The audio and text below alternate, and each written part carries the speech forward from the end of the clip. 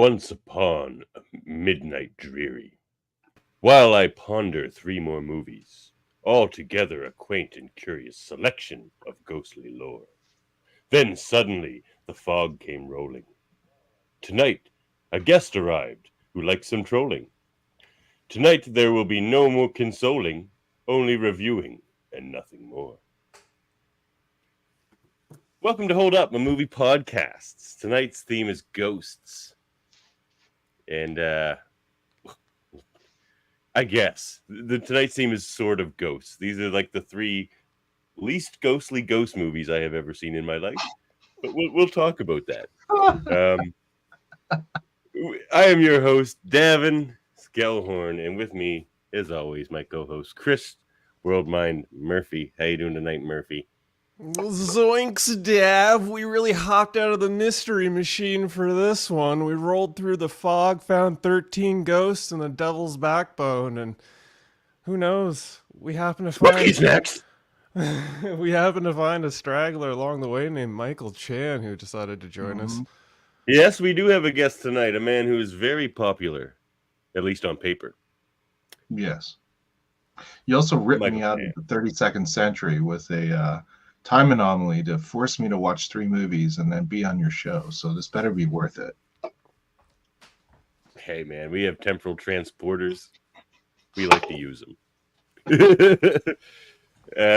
This is season 2, episode 2 of our show, and yes, it is on ghosts. Ghost movies, some of my favorite, but not necessarily these ones. We went off the board here. I hadn't seen any of these movies, which is a good thing. I like to explore new territory on this show. I don't know how you never But saw had I 13 been picking ghost movies for known quality, I don't think I would have picked these 3. Those are my opening thoughts. I have a lot to say about all 3 of these movies. I regret my choice, but okay. Yeah, I was hoping you would, because as a father yourself, that was a damn hard movie to watch. I'm a father myself. Dude, I haven't watched it in a basically long just time. beating up children. That whole movie was just child violence, and it was hard to watch. It's a terrible movie. It is a terrible movie. But I have stuff Okay. I want to say about it. So, but I mean, You we'll picked go that in one, whatever right? order you want to go in. Or did you pick 13 Ghosts? You brought I picked 13 Ghosts, yes. Oh, never mind. I was talking about The Devil's Backbone. Oh, My bad. That's just child violence. I did not choose that. And that movie Devil's Yeah. Backbone pressed the hell out of me. But yes. Me Okay, too. I did choose that movie, and I thought it was Thanks, a brilliant Chris. piece of cinema. I thought it was good stuff. You would, Murphy. Yeah. Which of the 3 of us isn't a parent? That'd be me right here. Murphy's just like, yeah, beat you know those what, kids. Out of all of these movies, I haven't seen The Fog, and I never saw The Devil's Backbone, but I did see 13 Ghosts way back yonder. I remember it being like, in my brain, it was a movie that MTV produced. It was the spooky ghost movie MTV produced, and That's a good description. That's kind of what I remember that film being. And to my horror, I remember every pretty much moment of that film. It was an agonizing rewatch. I remember at the time of watching it, I was like into it, but this rewatch, I was like, oh God, is it over yet? I was going to say this might be the first episode where we all regret our picks, but apparently you don't regret your pick, Murphy, but you should. I was pretty surprised with The Devil's Backbone. Like, there was it could shave a bit of time, but like it was a pretty like in-depth and gritty Del Toro film, and I was for it. Hey, Michael Chan, you want to know the real reason Murphy likes that movie? Why? Because he's one of the at least 4 people I know that share that exact same fucking face as the lead actor in that movie. I thought I was watching Eli Roth the entire movie. And then I'm like, I had why the does same Eli thought. Roth know so much Bad guy. Spanish? Yeah, the bad guy. I'm like, why does Eli Roth know so much Spanish? Turns out it's not Eli You Roth. gotta But shave it easily some could have been fur. Eli Roth. It could have been, what's his name? Fucking Siler Spock. What's his So name? He has that same you face. basically They all have were that just same imagining him beating Murphy on has that. children. Yes. Basically. You're friends. Yes, you have their face, Murphy. You share the same face as Eli Roth and that actor. You all have Why am I not getting any movie roles? Shit. been trying for those. Dude, that guy's probably like well past his prime. You could do all you could do the remake. You could play the Bear Jew. You could be in the remake of Devil's Backbone, which they'll just completely change the story like they always do with remakes, and then just beat up on a bunch of children. Speaking of remakes, one of these movies was a remake. So we'll talk about that when we get there. But let's. Did I watch the wrong movie? No, you didn't. But we have a segment on this show we like to call Origin Stories. Michael Chan, what's with you in movies? What do you mean, what's with me in movies? It's a simple question. I love the varied reactions we get to that question. Wait, Davan, maybe you didn't understand the question. It was, well, let me reiterate. What's with you, Michael Chan, and outside of being in them? Including being in them. What's with you in movies in general? He's like Michael Chan's reaction was somewhere between Adam and Kevin Millard. Maybe you should reword that. No, I'm kidding. I'm just trolling you. It's perfectly worded. I'm just trolling you. It's perfectly worded. I'm trolling you. Of course. What I mean, I didn't always want to be in movies. I think we covered that in your other podcast. True. But when I was a kid, my family went to watch movies at the theater once every week or 2 weeks because my dad worked so much, especially during the recession of '89, that I never saw him. So weekends was like family time. It's the one time that we can actually, do stuff together, and I would see him. So we went to see movies, and I watched a lot of them, and developed a love of cinema, and both North American cinema and Hong Kong cinema of the period, because back then there were actually Chinese movie theaters in Toronto and the GTA.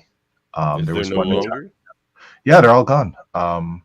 Slowly but surely. I don't remember when the last one closed, but I used to go to them, and it was great. Like, you would go there, and the movies were all from Hong Kong, like all the latest movies from Hong Kong, and you would have like egg egg waffles.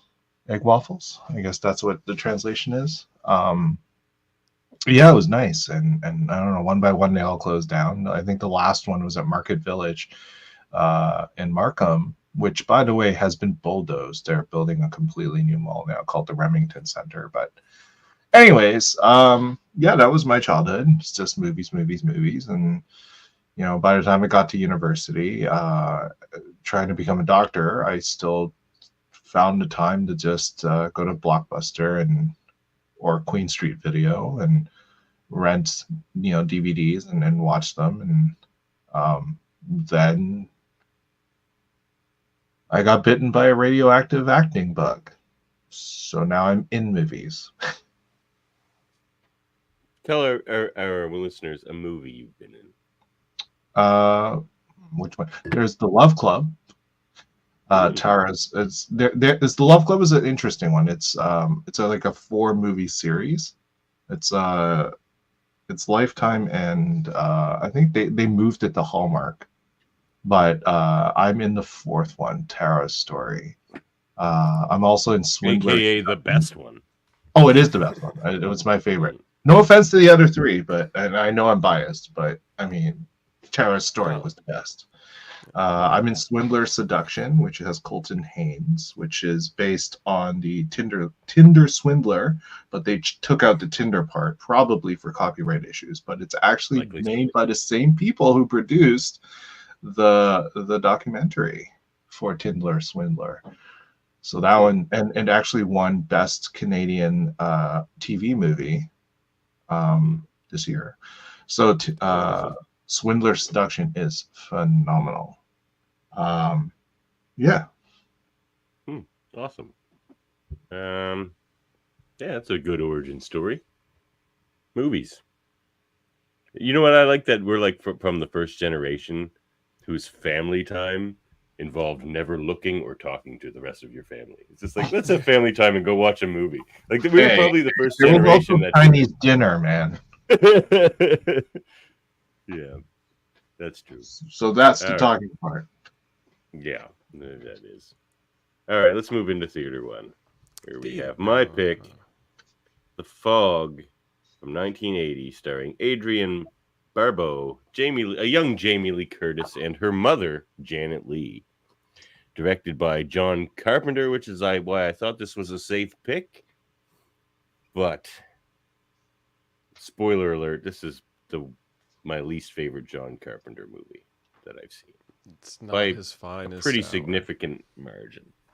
Because the rest of them are friggin' gold. Like, I don't know. This was an early one. He's in it. He's like that guy at the start talking to the priest. That's John Carpenter.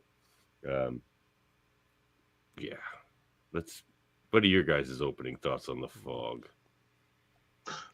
I'll talk about it. I had only seen the remake when it came out at the theater. I hadn't seen that yet. I hated it. I thought it was just stupid. It was absolutely remakes usually are. When it made me not want to watch the original. But then I thought, okay, in remakes they usually change stuff, right? Mm. And the idea of leprous pirates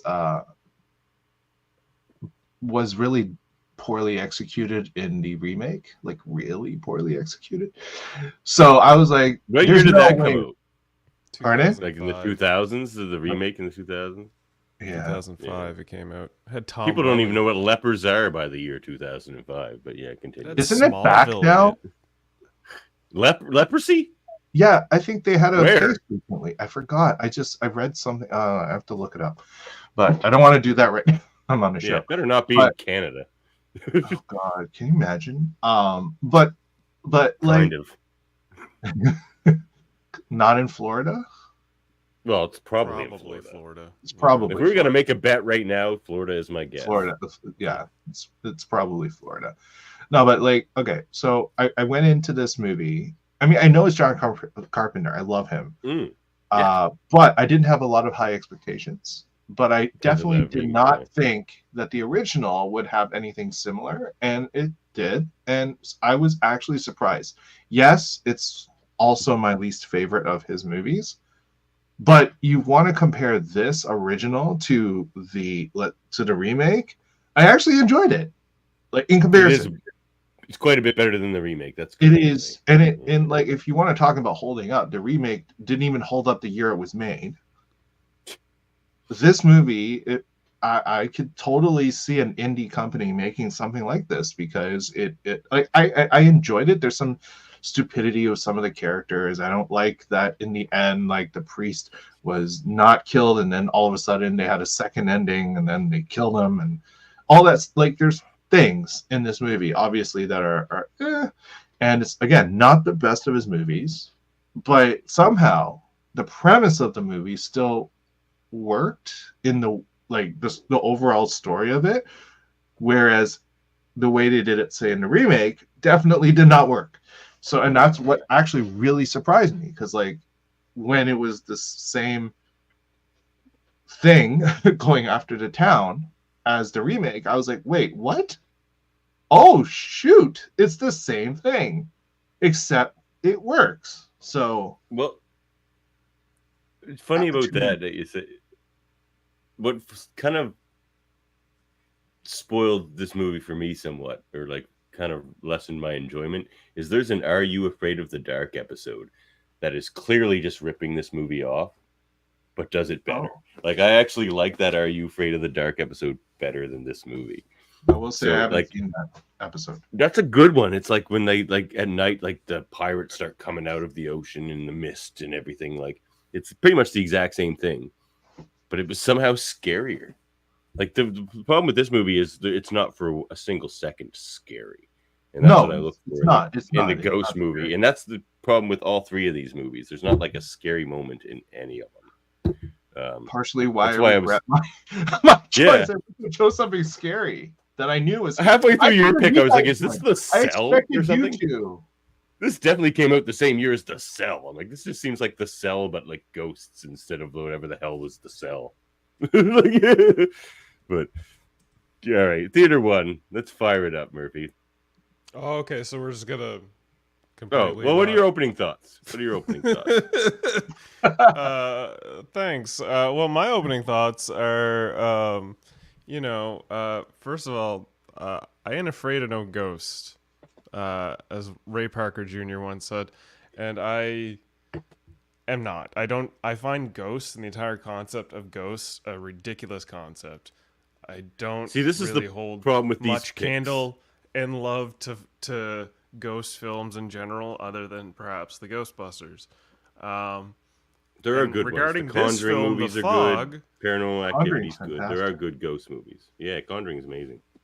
But anyway, continue, Sure. Murphy. I'm just saying this was a bad. Like, I knew you didn't might like think ghost The Conjuring's movies, a so good I movie, was. but I'll watch that I was- movie and be bored out of my skull because I don't. No, you find won't. Ghosts. No, you won't. Okay. That's Sure. a good movie. Sure. Okay. Anyway, the whole thing with The Fog is the best part of the movie was the John Carpenter soundtrack. To me, Yeah. it was agreed. about as boring as the fog that rolled in from beginning to end. There was like one scene I did end up enjoying, but like, it was a snore fest. I agree. That movie's a snore fest. It Yeah. took me like Let's- 3 attempts. let's to get through. Let's relive the trailer. The trailer's probably good. John Carpenter's The Fog. This is KAB Antonio Bay. You think it's Stevie Wayne here. And let me be the first to wish Antonio Bay a happy birthday. We're 100 years old today. And keep a watch out for that fog bank heading in from the east. 100 years ago, between midnight and 1, something unknown came out of the fog. Now it has returned. Why is it only an hour? 100 years ago, between midnight and 1, something unnatural came out of the fog. Now it has returned.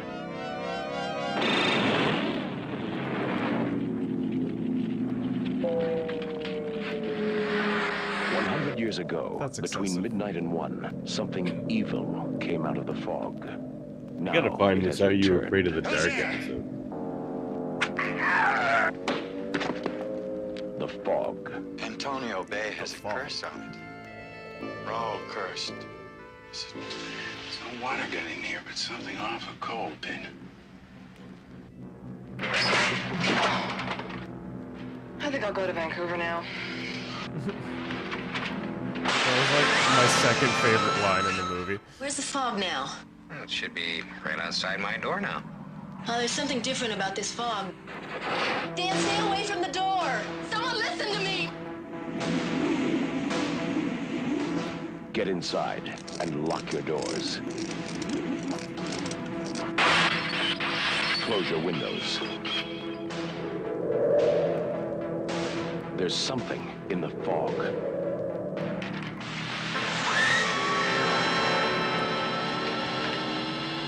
It's called humidity. Comment about this. It's just so dry. And Stay away from the fog. It feels like a student film. It does. It really does. Which Still better apparently than the it's not. remake. Hey? From the creator of Halloween, Still better than the ultimate remake. experience in Yeah, terror probably. and suspense.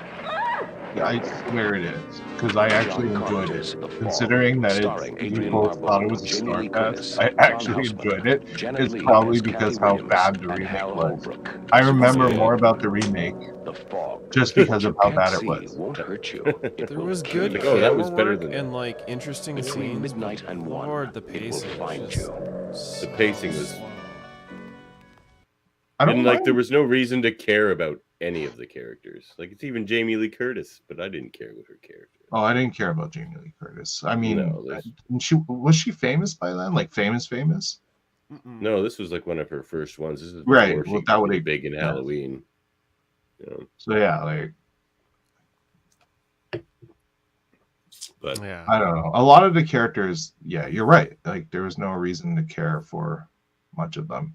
Stevie, though, I mean, I liked her character, and I also liked how the actress was able to, put on that radio voice and then switch over to her regular voice. she was the best. Adrian Yeah, Barbeau. She I liked definitely her. yeah. Apparently I've seen that her in was, other like, things too, but inspiration from I'm not sure Nighthawk what. or something. Well, why don't you take us through it, Murphy? Alrighty, so The Fog in 1980. In the coastal town of Antonio Bay, the eve of its centennial celebration turns ominous as a mysterious, glowing fog descends upon the town. We get this nice little fire chat side, almost Are You Afraid of the Dark like opening, where this man's And telling, ghost stories.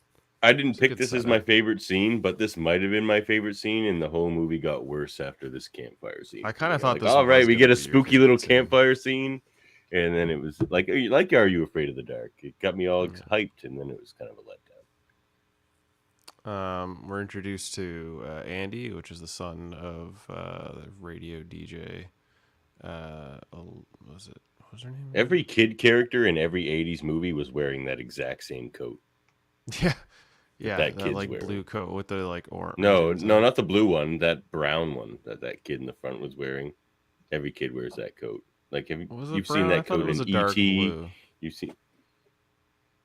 Well, I guess it's hard to tell by the firelight. Yeah, by the fire, it's hard to tell.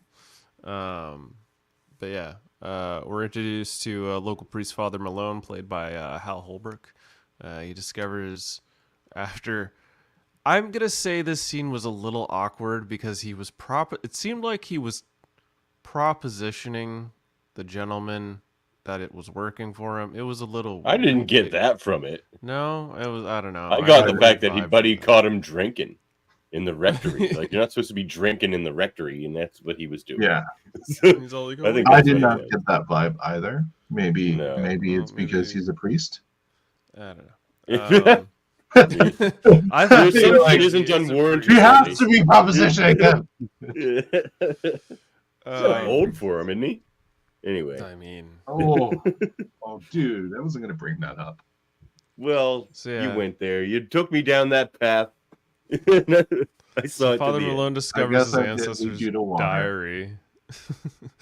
A diary revealing a dark secret. The town's founders deliberately sank and plundered the ship Elizabeth Dane, leading to a leper's death and the used gold for the town's foundation. Yeah, like there's really good. Like this is a beautiful shot. It's just Well, he's a great director, even at this point. John Carpenter. the photography was top notch for this film. Just woof. I love Can you go back a couple? I feel like this is something you don't get in modern movies that you get in old movies. Go back one more. No, one more. Yeah, where they're just go forward. Yeah, see that like bottle with a ship in it and like the weird items around it. That was a big thing in movies from like the 80s and even the early 90s and late 70s, where they would just show shots of just weird items that you wouldn't see in your regular day life. And that's entertaining. Like, it's weird. It's interesting seeing this bottle with a ship in it and stuff. And I feel like they don't really do stuff like that anymore. Where they just show you movies from set in this period, or just seeing like world building. Yeah, world building. Like it just like it adds like a uniqueness to it. Like just showing you things like on a shelf even that you've just never seen before. Whereas I feel like modern movies are a little more generic and everything just looks like an Apple store. The other thing I find a lot of modern movies no longer have these longer opening credits, right? True. Like a lot, they've opted for like the really short, just like it's like a short little title thing. Or the movie starts and the credits just roll over the screen. Right, yeah. Or they get like they have like a song and then all we see is whoever the lead is. Because they have to. The town's eerie history is resurfacing as the fog brings vengeful ghosts, including that of Captain Blake, played by Rob Bottin, and his crew seeking revenge on the town's residents. We're introduced to Nick Castle, played by Tom Atkins, a local fisherman. who picks up hitchhiker Elizabeth Sully, played by Jamie Lee Curtis. He looks like the kind of guy you don't want to get into his car when you're a hitchhiker. And let me tell you, I was a hitchhiker for a long time, so I can speak to that. But yeah, I'd be a little nervous in that car. When she's all like, "Hey, are you weird?" and he's like, "Yeah, I'm weird," and then they start Yeah, like I'm getting weird. along. He's like, "Oh, he's sweet." Yeah. Yeah. I Yeah, guess so, like, maybe back then, weird is a different connotation. Maybe. It's the 80s. Do you like to get weird? But it's also a good thing to say, because if he got super serious, get out of the car. Are you weird? He's just like, no, and gets super serious. Get out of the car. So yeah, ghastly attacks on a fishing boat reveal a supernatural presence back in town. Stevie Wayne, played by Adrian Barbeau, the local radio DJ, is haunted by a wooden plank that bears a warning. Actually, this is my favorite scene here. Actually, so I'm just gonna slap this up. 15 miles out tonight. A warm hello, and keep a watch out for that fog bank heading in from the east. Now, in the meantime, relax with me while I play this song from the Coupe de Villes, dedicated just to you. Boy, would I like to Lighting meet on this her. one. I saw her at a grocery store one day. Yeah? You would like to meet her. She's crazy. There's no fog bank out there. There's no What do you know fog about bank her? out there. She owns that lighthouse. I know that. Her son plays Little League with my kid brother. She's a mother? I thought you were happily married. Not that happy. Fog bank out there. Fog bank out there. Oh shit, there's a fog bank out there. There's a fog bank out there. That was like the one scene that made me laugh. I was like, okay, that was probably the one. It was like well lit. It was well like blocked. The conversation with the two guys in the back. It was like, I'm not happily married, but he just in the front being grumpy. Like, it was well done. Yeah. So that was my scene that held up. The ghostly attacks are just wreaking havoc. You see this like whole scene where like these ghastly figures, come from the fog and they start like hacking away at these guys. There's never any blood. They're in just this not movie. scary. Like, I didn't need blood. I just needed some scare factor, and that nothing was scary about these guys. Yeah, there's nothing scary about any of this. But apparently there's no blood because I guess Carpenter was trying to go for a PG rating, and he never got it. It just got an R rating. What? This got an R rating? Yeah. A different time period, man. Really? This would be like a G movie now. Have you watched The Exorcist? The original? Oh, yes. Yeah. Yeah, that's an R-rated movie. Oh, it's R-rated. I'm just saying, like, I remember watching it for the first time when I was like, how old was I? 26? And I was like, they were scared of this thing? It's just, My mother walked out of the theater. She was so scared. But I think she saw that movie when it came out. I would imagine, like, then I thought about it. I'm like, okay, back in, like, when it came out, I'm pretty sure the imagery was very shocking. Yeah. Not so much scary as just really culturally shocking. Yeah, I agree. And then at 26, my like me being 26, I'm just like, okay, like there's so much worse at this point that wasn't really, that didn't bother me at all, But anyways, I was just thinking, like, for this movie, yeah. Well, this is the most shocking image in my opinion. These two hooking up was like an unneeded. Why? Because he's 45 and she's 20. He's got the face. He's got the face that looks like a golf ball, like just all like so many dimples, so many pox. It's just like no, I'm not behind this. This ship can sink. Maybe it's his personality she's into. He's weird. He's weird. Yeah, he's weird. Yeah. But I agree. I didn't like it either. I was like, come on, Jamie Lee, get out of there. All right, let me ask you something then. Bill Murray as a romantic lead. I don't like it. No, I'm just saying we're living in a different time. Yeah, I know. And in many ways, I think think Hollywood has changed, maybe not for the better in that way, because we don't need models being like, we don't need every romantic lead or even person with a romantic storyline to be a, Agreed. a runway model. We can have an everyman with a golf ball face, as you Yeah. put it, hook up with someone. Yeah, that's fine. I just get taken back in older movies because the male in the romantic relationship is always 30 years older than the female. But I have a problem with age, of course. Yeah.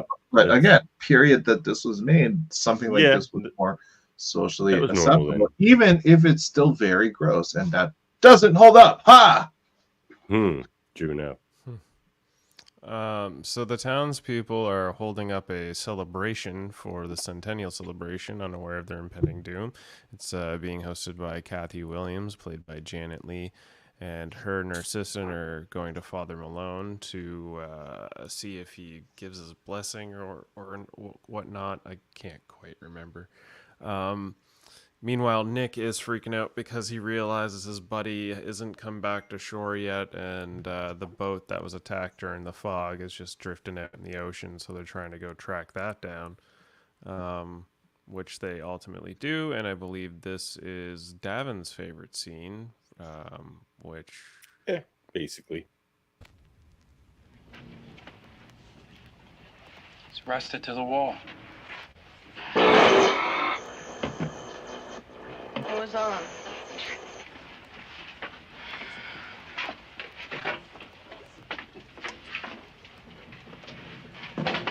You drank a lot of beer last night. Yeah, every night. What's it like? It's always the same. Room starts spinning. I mean fishing. You fish. The only thing I know about fishing is you use a lot of worms. Salt water. She was clean 2 nights ago. I checked her out myself, and now it's as if she's been turned over in the water. April 20. Yeah, the reason that scene was my favorite is because I was kind of bored for most of this movie, but as soon as they're going out to sea to look for a lost boat, that's interesting to me. And coming across derelict or abandoned boats that have like missing crew, but like no signs of what happened to them, happens fairly often at sea. So it was just a very intriguing thing to me, and I kind of piqued my interest for a few minutes. So yeah, while Nick and Elizabeth are searching the boat, Father Malone.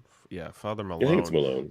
Yeah, he's reading his grandfather's diary, and it's telling about how his grandfather betrayed the lepers and left them to die. Was it his grandfather? I didn't get that. I just thought it was a previous priest. Yeah, no, I believe it's supposed to be his grandfather. Okay. And it's like, there's this constant talk about how 6 men have to die. And that's what ultimately ends up happening, because the fog starts reapproaching and strange occurrences start happening. I don't like that it glowed in the remake. Was it glowy fog? Fog doesn't need to glow. Like, I don't know. That didn't It's make it fartier than the Lord of the Rings fart ghosts. It's the 80s and it's John Carpenter. Everything needs to glow. Yeah, well, all right. John Carpenter wasn't about glowing. Yeah, strange occurrences start picking up. We head back to, this jumping back and forth between A, B storyline. Malone's basically saying that this whole celebration is a sham of murderers and it shouldn't go down. And these two are just going to go forward. And we get to Michael Chan's favorite scene that holds up here. It was in the trailer. What was it? I just realized it. Oh, yeah, it was... Fabulous 1340. I do like that trick. The water just starts seeping from the Yeah. Yeah. I really like the effect. 45. From top of the world You could do that with like an evaporation machine or a heat fan or even a dehumidifier. I also like all the equipment, you know, like in Yeah. her lighthouse. It's nostalgic to me. Just a lighthouse radio studio is pretty cool. Yeah, and then I bet you anything they had that wood. More like a millstone. They put water yeah, and on then it. the changeover. They dried it and I love reversed it. it. Damn them all.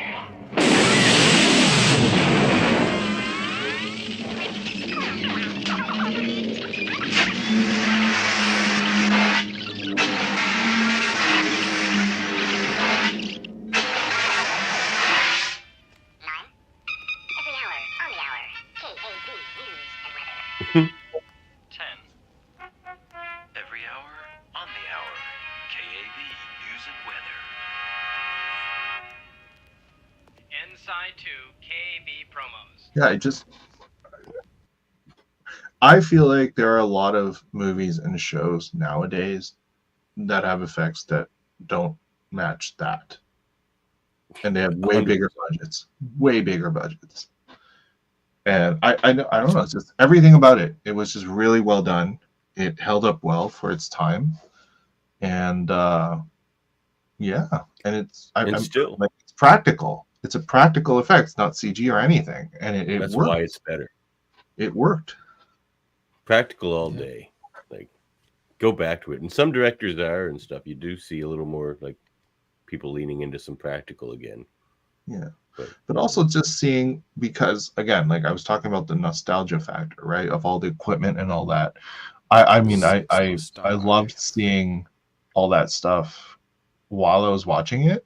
But also, like in this case, like they used it, right? Like with the recorder and the slowing down and then the changeover of the sound and then speeding back up, like all of that, it just worked, and that's why it's my favorite scene.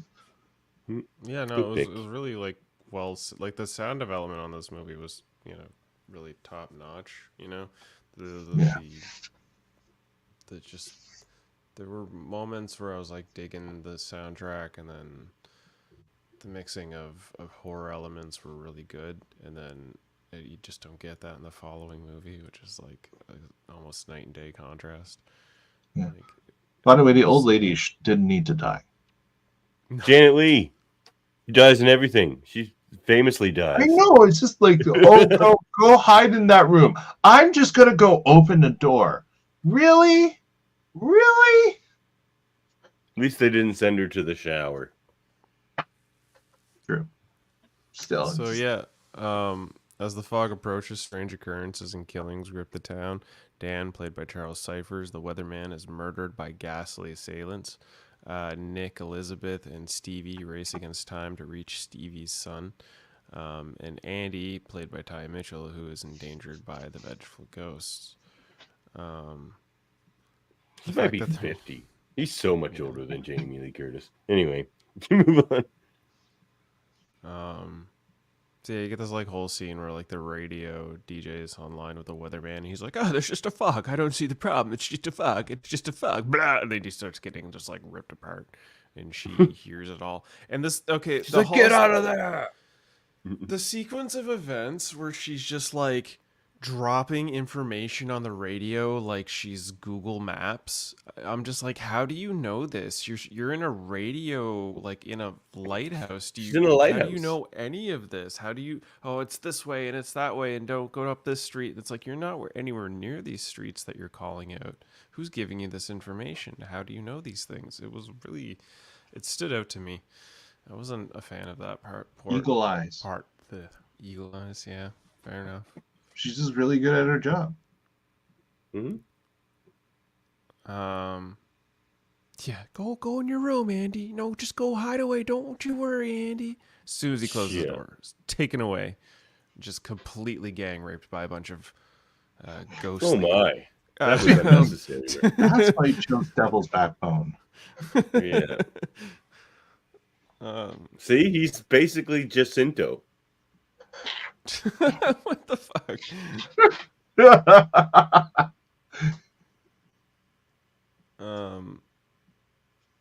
Where was that? Yeah, so the people in the town, including Kathy, Father Malone, and Miss Corbett, Nancy Keys, seek refuge in the church in a final showdown.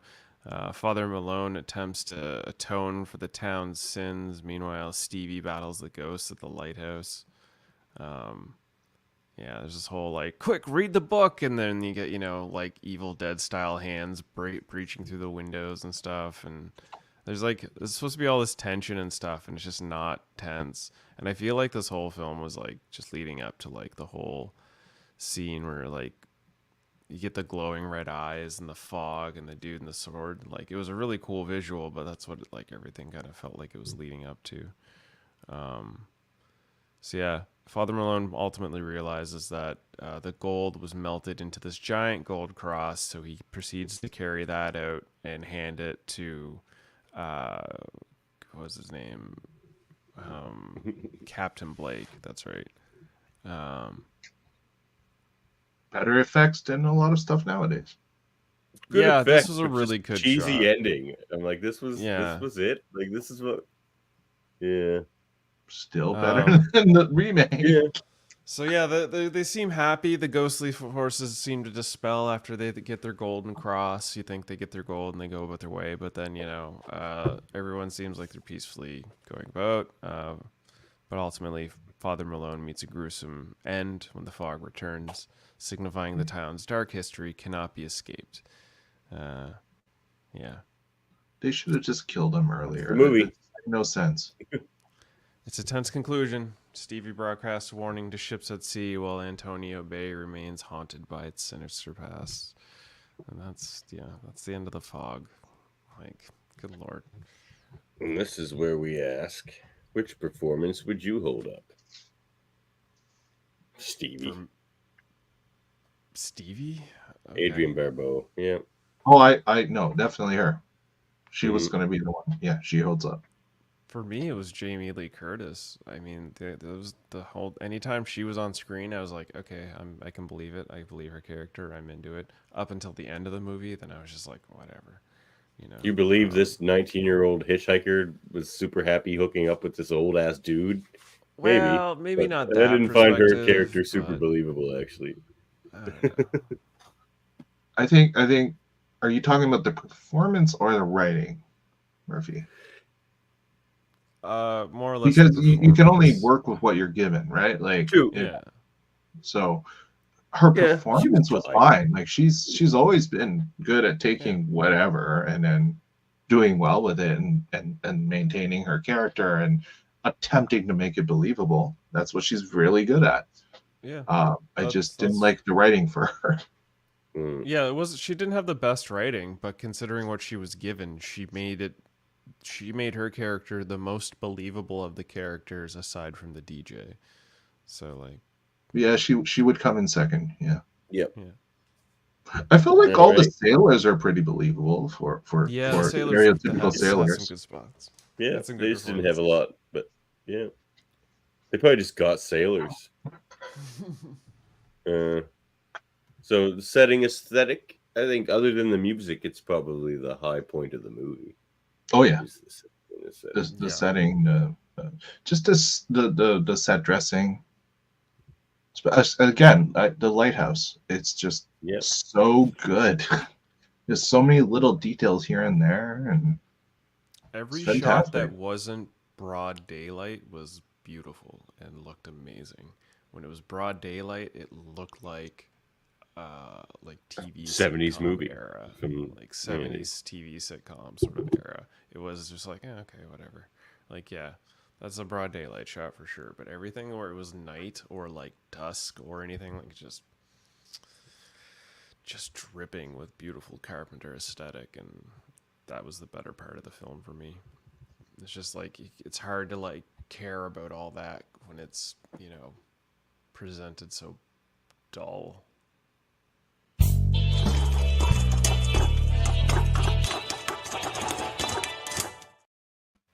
Movie morsels for The Fog, 1980. I am a bit peckish. Although this was essentially a low-budget independent movie, John Carpenter chose to shoot the movie in anamorphic widescreen Panavision. This decision gave the movie a grander feel for the viewer, so this didn't seem like a low-budget horror movie. don't think it pays Kind of off. seems Maybe like a at the low-budget time. horror movie, but maybe at the time. After a rough cut of this movie appeared to be much too short for a theatrical release, about 80 minutes, John Carpenter subsequently added more scenes. Among these, wonder if was the pacing was prologue. better at 80. I kind of wonder Bet that it was. too. Probably was. Among these was the prologue with the elderly captain telling ghost stories to fascinated children by a campfire. The lead ghost, Blake... Oh, you got a thought there? Nah, keep going. The lead ghost, Blake, was played by makeup specialist Rob Bottin. When Bottin asked for the job, John Carpenter asked him to stand up. Bottin then expected Carpenter to say, "and get out." When Carpenter saw that Bottin was a very large man at 6'5", which was needed for the character Blake, he was hired. That's all it takes sometimes. Extensive reshoots were done after the first screening when director and studio executives decided that the movie wasn't scary enough. Additionally, scenes shot include close-ups of death scenes, specifically stab wounds. The scene with Jaemeel That's not scary, Curtis though. and the walking corpse in the morgue, and the finale with Adrian Barbeau on top of the lighthouse. I will admit that Curtis' scene with the morgue was probably the scariest scene in the whole movie, and it wasn't even that scary. It was just well executed. And I liked it. yeah, it's a good scene. During the opening title sequence, a late-night employee of the convenience store surreptitiously steals a few gulps from one of the bottles of the stocks of the store's yellow-looking orange juice in a chiller while he sweeps the floor. Precisely over this theft scene is Father Malone's credit, played by Hal Holbrook. Given that Malone is a descendant of the 6 townsfolk who stole the villain Blake's yellow gold 100 years earlier, this is quite a neat little touch. Yeah. The role of Father Malone was originally offered to Sir Christopher Lee, who believed the character to be the father of the community. However, Lee proved unavailable, and Hal Holbrook was eventually cast. In the Blu-ray audio commentary for the movie, John Carpenter noted that the deliberate wrecking of the Clipper ship and its subsequent plundering was based off an actual event, the wrecking of the Frolic, that took place in the 19th century near Goleta, California. The cinematography is of Dean Cundy, edited by Charles Bornstein, Tommy Lee Wallace, music by John Carpenter, release date of February 1st, 1980, runtime of 90 minutes, a budget of $1.1 million, and a box office of $21.3 million, so kind of a success for the time. Something to be said for not spending a lot of money. That's a lot of money for its time. Yeah, fair enough. Rewatchability. I one time was enough. Yeah, once was enough. Sorry, John Carpenter, I love you. Yeah, it was better, John Carpenter. I'll go watch The Thing again. Yeah, The Thing's my favorite movie, so like there's big extremes with John Carpenter in my mind now. Does it hold up? In comparison to the remake? No, in comparison. In many ways, it does. It holds up if you're considering that a lot of large budget movies are not as good as this, which is really, really sad. They also don't hold up. That's what that is. But it also, like, it's yes and no, right? Like it's not that good, but it's also better than a lot. So, if this movie was released now, it would just be a probably a festival darling. Really? Do you think it would be a darling? Yes, because there are so many people out there who love just slow, semi-methodical films. Like I like slow and methodical. No, hold on. I'm just saying, there are so many films I've seen that people just go crazy about in festivals, and I am bored out of my mind. It's not because it's slow. I mean, they are slow.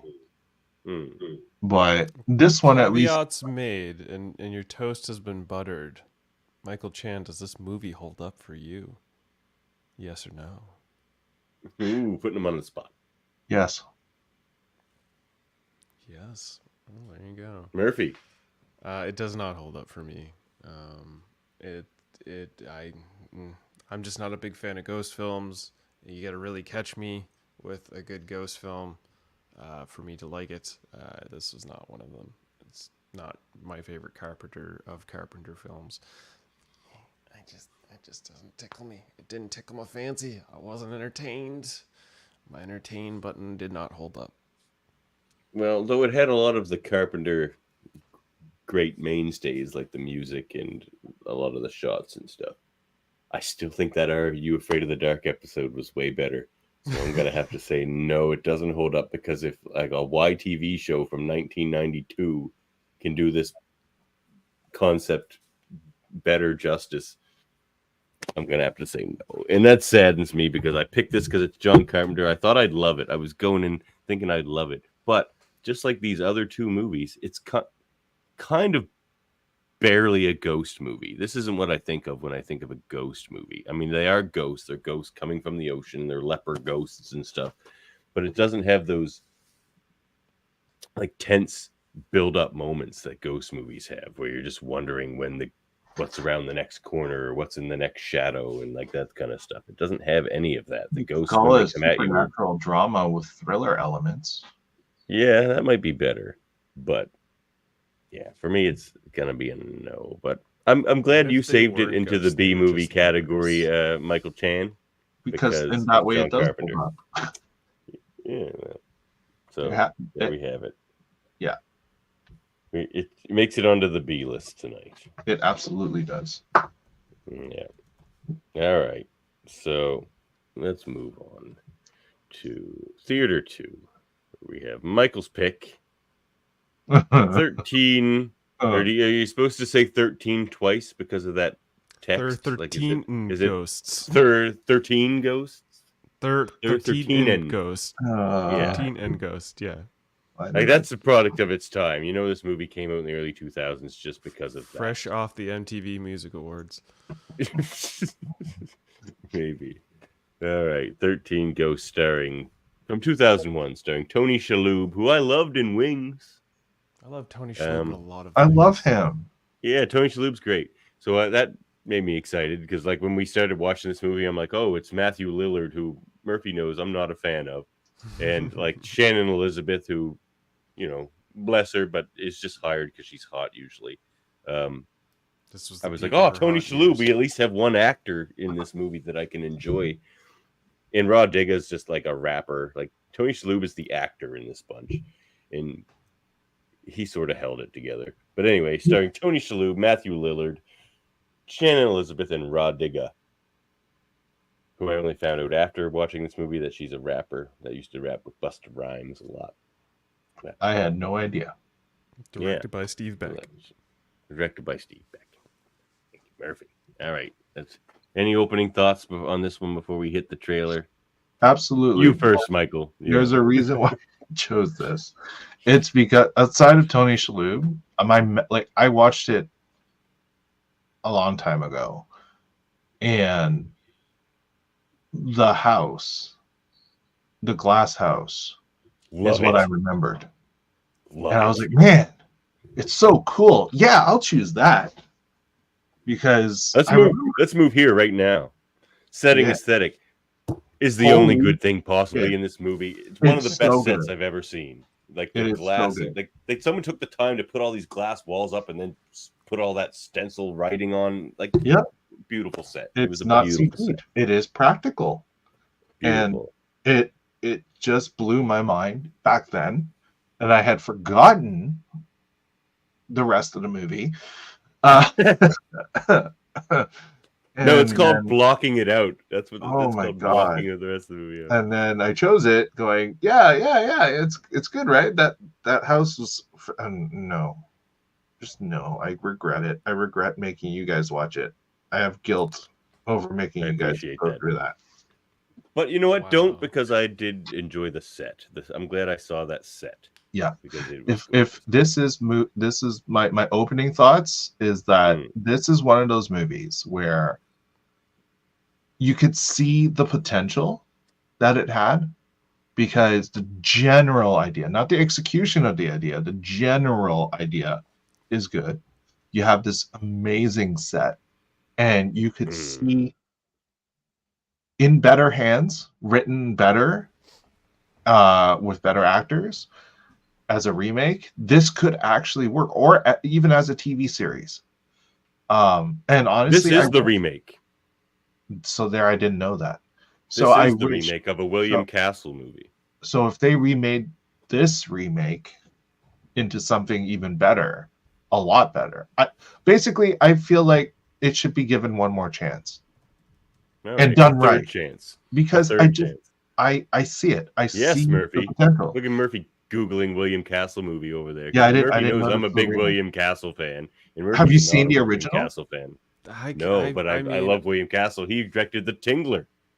Oh, okay. I'm gonna have to go watch the original then, because like again, this movie had so much. Me too. Potential. So much. But it's the exact same. The original William Castle, they still put on the glasses so that they can see the ghosts and stuff. It's the same concept.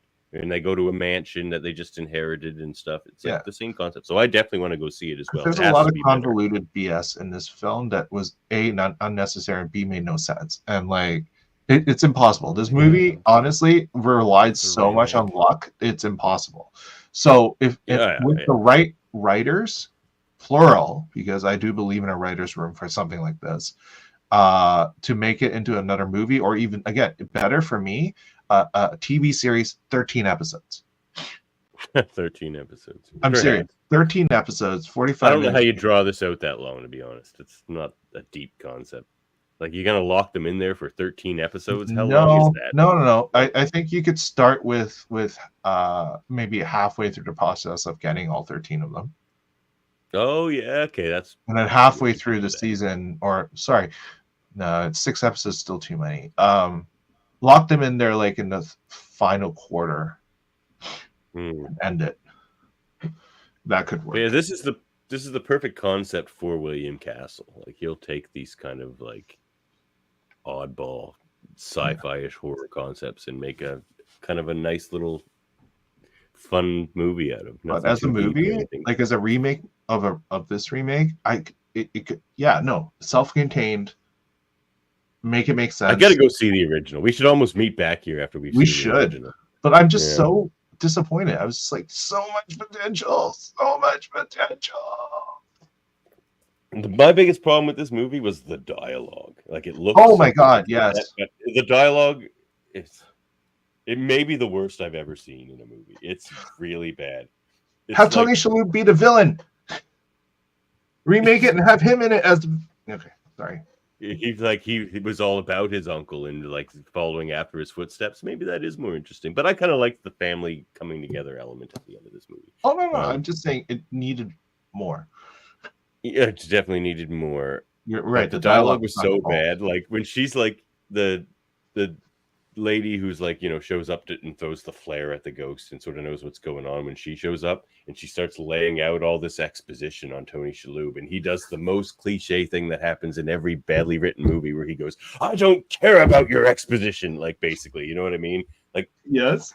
Oh my god, I just wanted to turn it off when they did that. I'm like, no, don't. I know she's laying out the exposition. I know he's gonna say, I don't care about your exposition, and then he does. Yeah. Not my favorite scene. My favorite line though is still the I guess the rapper, where she's like, all these white people. I'm like, she was the funniest one. Like, one line held up. That's it. Yeah. Well, Jinkies, I am surprised we actually found a Davy snack amongst this podcast. I didn't know that 13's Ghost was a remake from an old 13 Ghost film. So congratulations, Davin, you dropped one on me. That slipped by my movie morsel. That was a buttery morsel I gave you there. Yeah, that was one sizable Davy snack. Jinkies. Anyway, yeah, okay, so my opening thoughts on this movie is that I remember this film big time back when it had first come out, mostly because of the, I believe what they called her, The Nightmare Princess, the Angry Princess, the chick with the knife and the big boobs. Like I was a budding young teenager. That scene stood out to me often.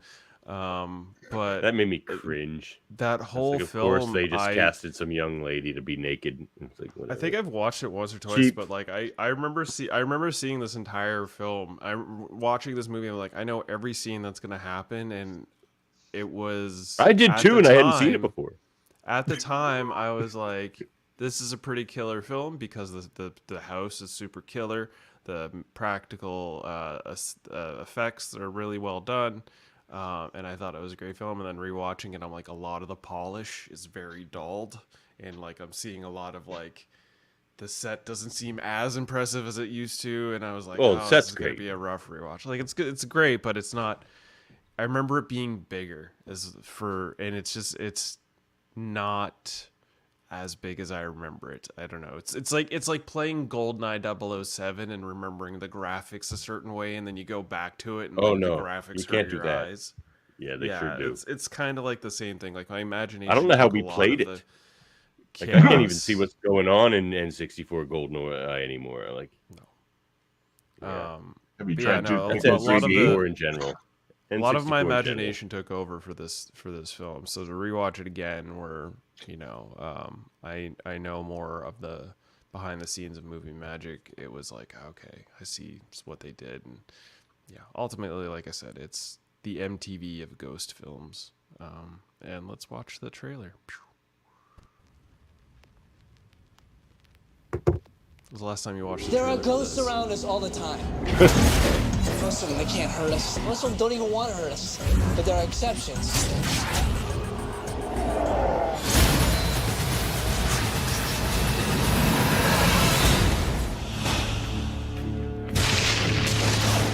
I represent the estate of your Uncle Cyrus. We have an Uncle Cyrus? Cyrus recorded this message 6 weeks ago. He asked it to be played for you in the event of his death. I've instructed How my did lawyer nobody to like deliver my last be like, will and sir, testament. why is your computer background like demon synology? This house, it is a one-of-a-kind home. Arthur, we've got some papers to sign in the library. After that, I would love to take you and the family around a tour of the house. This place is awesome! Now I know I'm dreaming. Well, your uncle was quite a collector of many things. What the hell was that? For these 6 people, You're wasting your time. It's all sealed up. the only thing worse than being trapped in a house with a ghost This house is not a house. We're in the middle of a machine, powered by the dead. is being trapped in a house with 13 ghosts. We got company! Where? I can't see! 13 ghosts. Oh. Man, that trailer was more tense than the entire movie. It's true, right? It's like That's you're a good expecting trailer. more. That trailer held up. The trailer did hold up. I'm surprised it ended so quickly. I wonder if I guess, yeah. It ends with the 13 ghost line, and then that's it. With 13 ghosts. Jaemeel. Okay, that is his name. All right, cool. What happened? Yeah, it was a heck of a film. Davan's back. I thought Daddy's job is never done. No, I got a turtler running around way past her bedtime up there. That's my mix of toddler and turd. Turd. Nice. Anyway. See, we've been You can dealing use with that. Pink Eye, and thank God mine's already cleared up. So Pink eye? Oh, yeah. Been Oh my down that God. road a few times. uh, No fun. Speaking of no fun, 13 Ghosts 2001 starts with ghost hunter Cyrus Criticos, played by F. Murray Abraham. F. Murray Abraham is usually great in things too, and he was pretty good. He was pretty good in this. I don't know, man. Everyone was, aside from Tony Shalhoub, was overacting to the point. Well, of, that's all Matthew Lillard knows how to do. Like, I know, but like even he was out of place for everybody else. Like he was Yeah. on another level of just going way too big, and I feel the like he director doesn't fit in somehow any movie. it's like no, like a director's job. Part of it is to make sure the tone is set, and somehow they just let him go. You can bring a guy down. It's not hard. Yeah, Well, he was I mean, distracting. Very. But again, not a Matthew Lillard fan. I find him like that in everything. As soon as I I'm found out not. he was in this, but I didn't even watched it yet, and I sent Murphy a text. I'm like, "Who picked this Matthew Lillard turd?" Dude, He's just I'm like, okay Chan with did. him in Scooby-Doo. Well, I haven't seen Scooby-Doo. And I forgot that he was in this. I love Matthew Fair enough. Lillard in SLC Punk and other films, and I enjoy. I haven't him seen in this SLC movie. Punk. Oh wow! I liked him in SLC Punk Scooby-Doo. is, like his best film. Yeah. So anyway, Ghost Hunter Cyrus Kritikos, played by F. Murray Abraham, and his assistant Dennis Rafkin, played by Matthew Lillard. I don't know if you guys know this, but Davan doesn't like Matthew Lillard. They lead a team, a ghost busting team, if you will. Wanna see my impression of Matthew Lillard, man? Like, you need more. He just you plays need more that guy in spit. everything. Yeah, I did. And more like weird faces.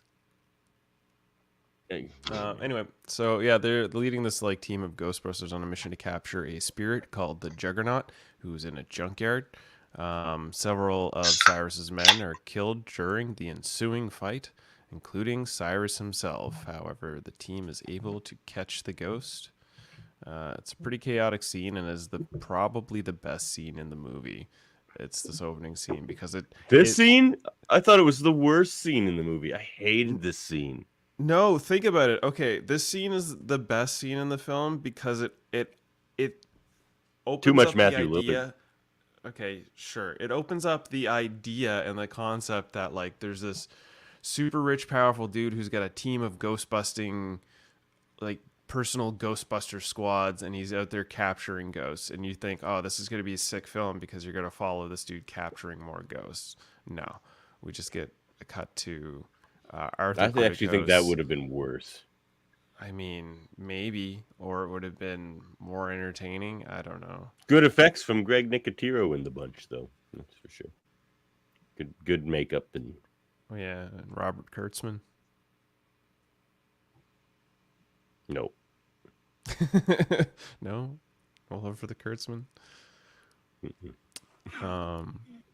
So yeah, Arthur Kritikos is played by Tony Shalhoub. He's a mathematician who is also a widower, and is informed by the estate lawyer while he lives his life, and he shows that he's living in a tiny apartment with his son, his daughter, and their babysitter. He is ultimately knocked on the door by a state lawyer of his uncle Cyrus, Benjamin Moss, played by J.R. Bourne. That scene felt like 20 minutes where they're just doing those circles around the apartment, and you just see again and again that, yes, the wife has died, and they just keep hammering you in the head with that during these spin shots. I mean, it wasn't like again it and wasn't again. spinning. It was I'm one like, consecutive spin. Well, it felt endless to me, and I'm like, I hate being smashed over the head with things in a movie. I'm like, you could have just showed like that picture of the wife and the fact that she's gone once instead of 12 times. I want to know why nobody was questioning why the lawyer's laptop background is like demon symbology and all this stuff. While he's like playing this video. I did feel that was completely unnecessary. Yeah. So 2001. So yeah, well, we get this, cliche, I've died and I leave you with my estate and all my inheritance because I am a rich and beneficial uncle. Yeah, the family decides, all right, let's go head off to this mansion. So Arthur and his financially insecure family plan to move into this mansion with his two children, Kathy, who's played and by Nanny Shannon Elizabeth, and Bobby, played by Alec Roberts, and their babysitter, Nanny Maggie, played by Rodega, accompanies the family. While this is happening, we get the scene where the look on Tony Shalhoub's face is hilarious. Just keep it on that for the rest of the review. That's amazing. Yeah. I forget what her name is. It's Kalina Ortega or something like that.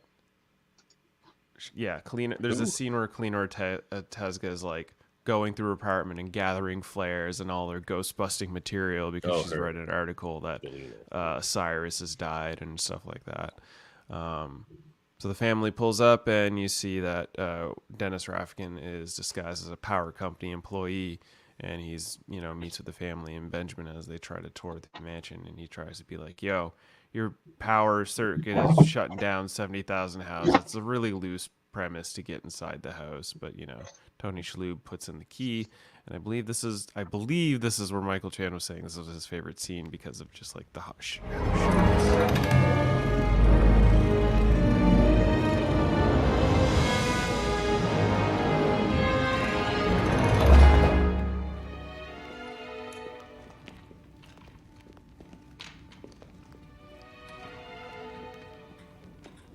It's like a fun house. It's Latin. Like, it's incredible set design. It is. Are there people in this entire scene that you've ripped? Yes. Okay, so clearly the edition of the film that I watched, because I have the... Family, just so we all clear, Miss Maggie does not do windows, okay? Oh, do you got like the crazy director's That's pretty cut? funny. I might have. I don't know. I just know that I have a copy of it that's from Google Play or Google TV, I think they've renamed it. And in it, there is... I can't remember if it was between the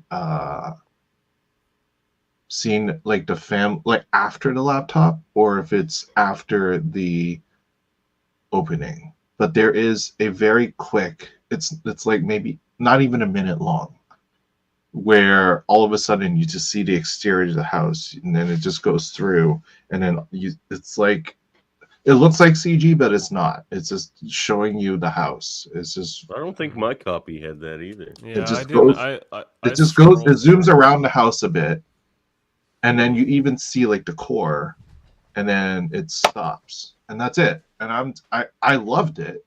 I remember seeing it in my copy, and I was like, damn, this is so cool. But then it also was completely unnecessary. It's just, I'm like, wow, my favorite scene in the movie is completely pointless, because I'm like, why is it just a random like walkthrough, real estate sped up walkthrough of a house with no people in it? I mean, it's amazing, but you could have done all that. You could have done something similar when in this scene that you just showed, like when they're walking in. They could have also kind of expanded out, if they wanted to do that. They could have expanded out and showed more with no people in it, or had them walk into more of the house. I don't know, but like that would have been better. Maybe have them actually go on a tour. Like he's like, let's take you on a tour of the house, but then it doesn't really happen. Yeah, but what I'm saying is, in the copy I have, they just have some random shoved into the film weird tour of the house. That's really fast. It's like really, really. And it goes boom, and then it's the next, like an Evil Dead camera shot where they're like zipping through the woods. Yep. Yeah, like, it has like the sound engineer was like boom, and it goes into the next scene. But I forgot what the next scene was. So that's why that did not exist in the cut that I watched, because I watched all three of these movies today. Like, I have a director's cut clearly. Yeah, I watched all three of these movies back to back to back, and then scrolling through looking for your cut. That shot just then did not my exist. Second favorite scene is definitely when their babysitter says white people. Even though one of them's Tony Shalhoub. Yeah, it's still funny. The main one's Tony Shalhoub, but yeah, okay. Because like really, she's the smartest. How is she? I'm just like, I appreciate that she's the smartest one. Okay, she just got locked in there, unfortunately. Like in the movie ends with her being like, "I'm going back to New Jersey," which I'm like, that's kind of a nothing line to end the movie on, but it's because she's like a rapper out of New Jersey. I came to realize she's like, "I'm going back to Newark," and that's where she's from, and raps out in Newark. And stuff. So there's a lot of nods to her rap career in this that I only realized after I figured out she, like, when she messes up the sound of chanting, she's like like on the, like, it's all just kind of nods to her rap, which is not like she was just playing with levels. She wasn't actually like messing with the like tape track, which I was like, that's not how it makes it sound like she's scratching a DJ, but she's just like, if anything, she dropped the volume. Yeah. Anyway, so yeah, basically the family's getting a tour from the lawyer while that's happening. Matthew Lillard's character wants to go to the basement because he's looking for the money. He's owed a large sum of money from the supposedly dead Uncle Cyrus. As they go through this house that's made almost entirely of glass and contains Latin phrases etched on the floors and movable glass walls, along with the priceless artifacts, Arthur and his family are eager about inheriting this new home while Arthur's discussing the financial matters because he's like, what's the taxes on this? Because I ain't got it. Seriously. I was thinking that the whole time. I'm like, they could sell some of the collectibles. If they never set off all the crap, because honestly, the way it was set off was dumb. They literally could have just started selling stuff. They even say that at one point, like, this stuff could be worth a fortune. He's like, don't touch anything. I want to sell it. He's like, yeah. So while Arthur's discussing financial matters with the attorney, Kathy and Bobby venture off on their own to explore the mansion. After seeing several ghosts in the basement, Dennis frantically runs upstairs to warn Arthur about the home he is about to own. And this is actually probably my favorite scene from Matthew Lillard, is when he's like, oh, they're like interdimensional spirit apparitions, wraiths, revenants, ghosts. Like, he just like breaks it down and goes through the He's like, look, I'll do this the easy way. Ghosts. Right.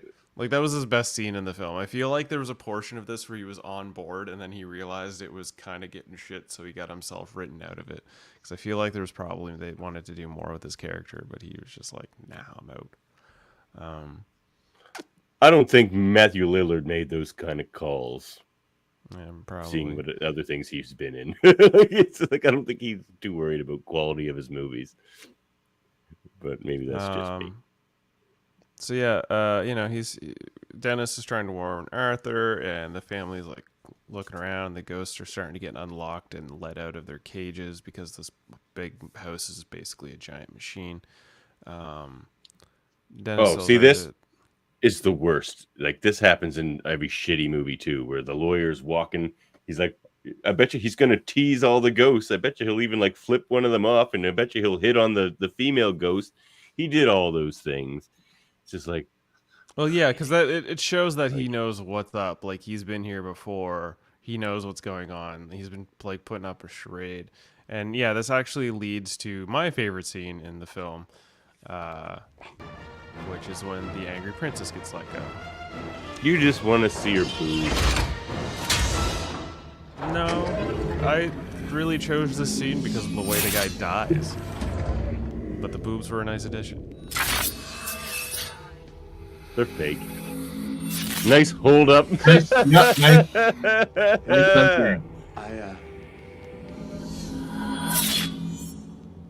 was just. They're holding up, aren't they? All on their own. Little lawyer humor.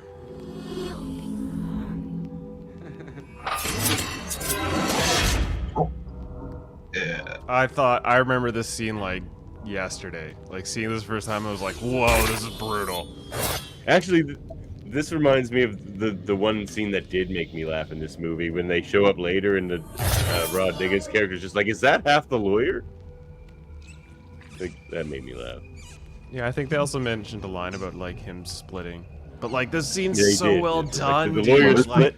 It's amazing, and it does hold great up. practical effect. Yeah, this is fantastic. Amazing. The effects in this movie are so much better than the writing. Like, they need to just hire a writer for this movie.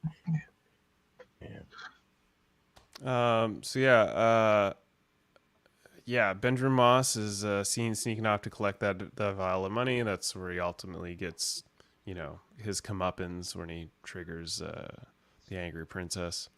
Packs up the open door, snapshot, blah, blah, blah. Sorry. Later, the existence of ghosts is proven to the skeptical Arthur when he witnesses attack on his daughter by the ghost known as the Jackal. I remember this scene too, the like bloody bathroom scene. That was like super creepy when I was young, but this time around, it's like, yeah, whatever. That's when Matthew Lillard freaks out too. He's just like, the Jackal's out. We got to get out of here. We got to get out of this house. I want to be free. Yeah, and then like there's like what 4 or 5 minutes where it's just like Bobby. Yeah. So the thing Bobby! with the kid pissed me off the entire time. It's like he Oh. is so dumb. I'm like, I understand kids and characters are generally dumb, especially in horror films back then. But this kid, oh my god, like if I hear whispering, and I don't care whose voice it is, even if it's my dead mom, I'm not going towards it. And then like you go into But his dead mom's telling him not to go towards it. His dead mom's like, go back upstairs. I know, but I'm just saying he goes towards everything and then into the creepiest place in the house, and he still goes. I know. Like the kid, which no kid would do.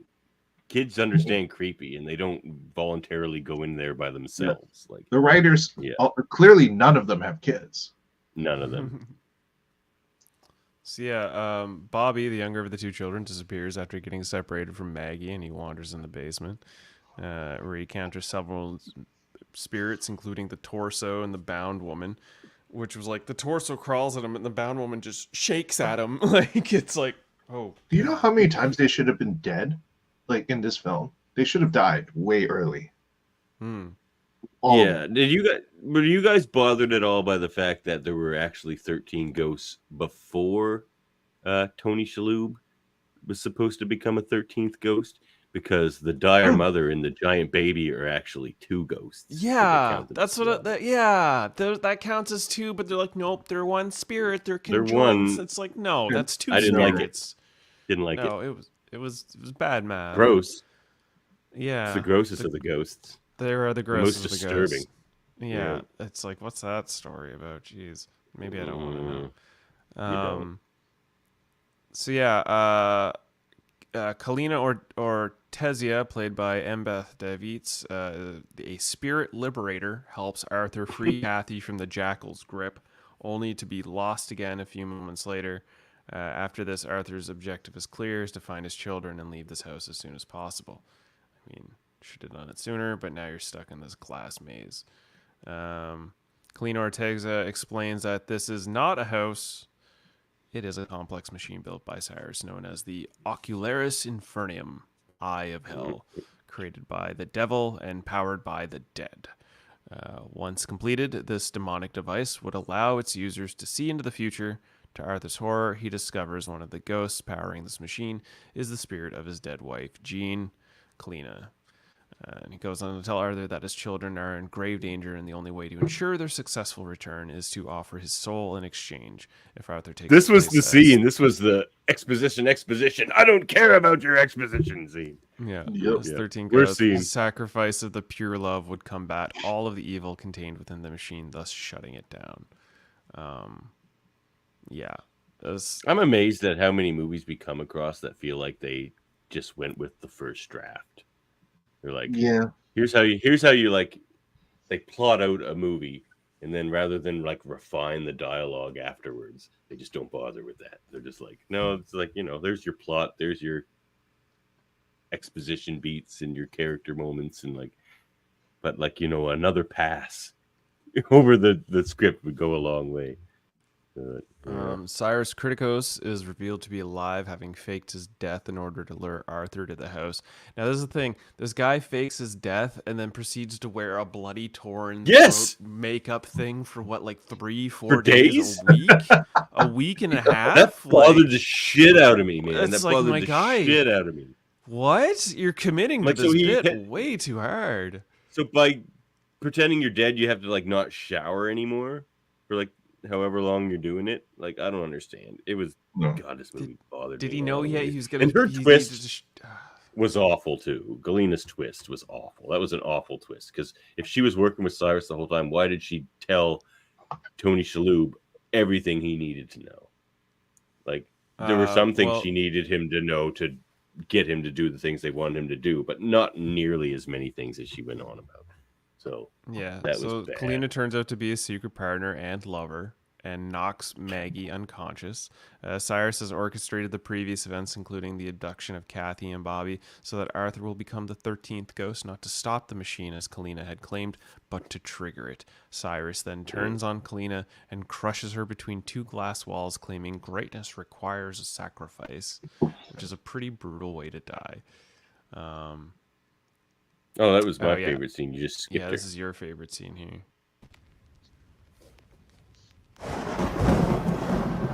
So yeah, Arthur realizes that his Uncle Cyrus is alive. Son of a bitch! Like, oh shit. Release my kid, you bastard!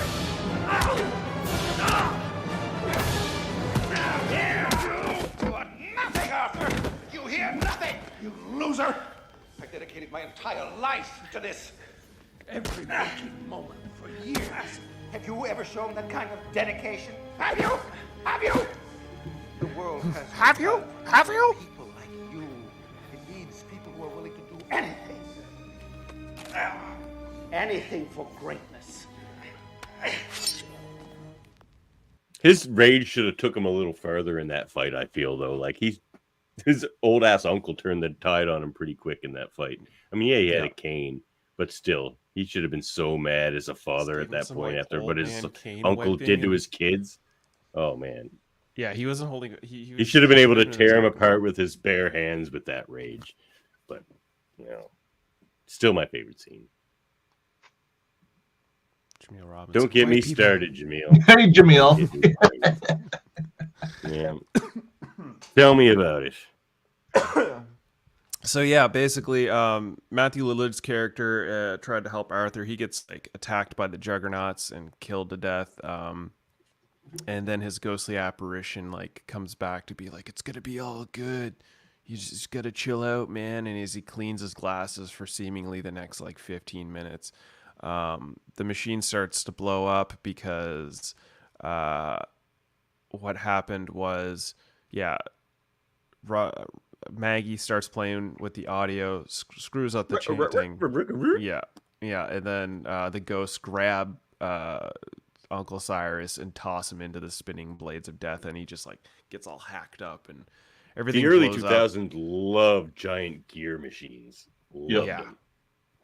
Big gear machines. Big old gear machines. So yeah, all the ghosts except Jean immediately grab Cyrus and hurl him into the spinning rings. Dennis Ghost then appears, telling Arthur to go to his kids, waiting for a break in the razor rings. Arthur jumps to save the children, and his plan is just hug them tight because what else you gotta do?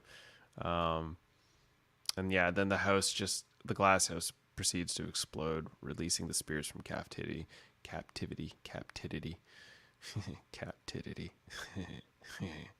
about the that film ends with the film ends with a battered Maggie walking through the wreckage, yelling, "I quit."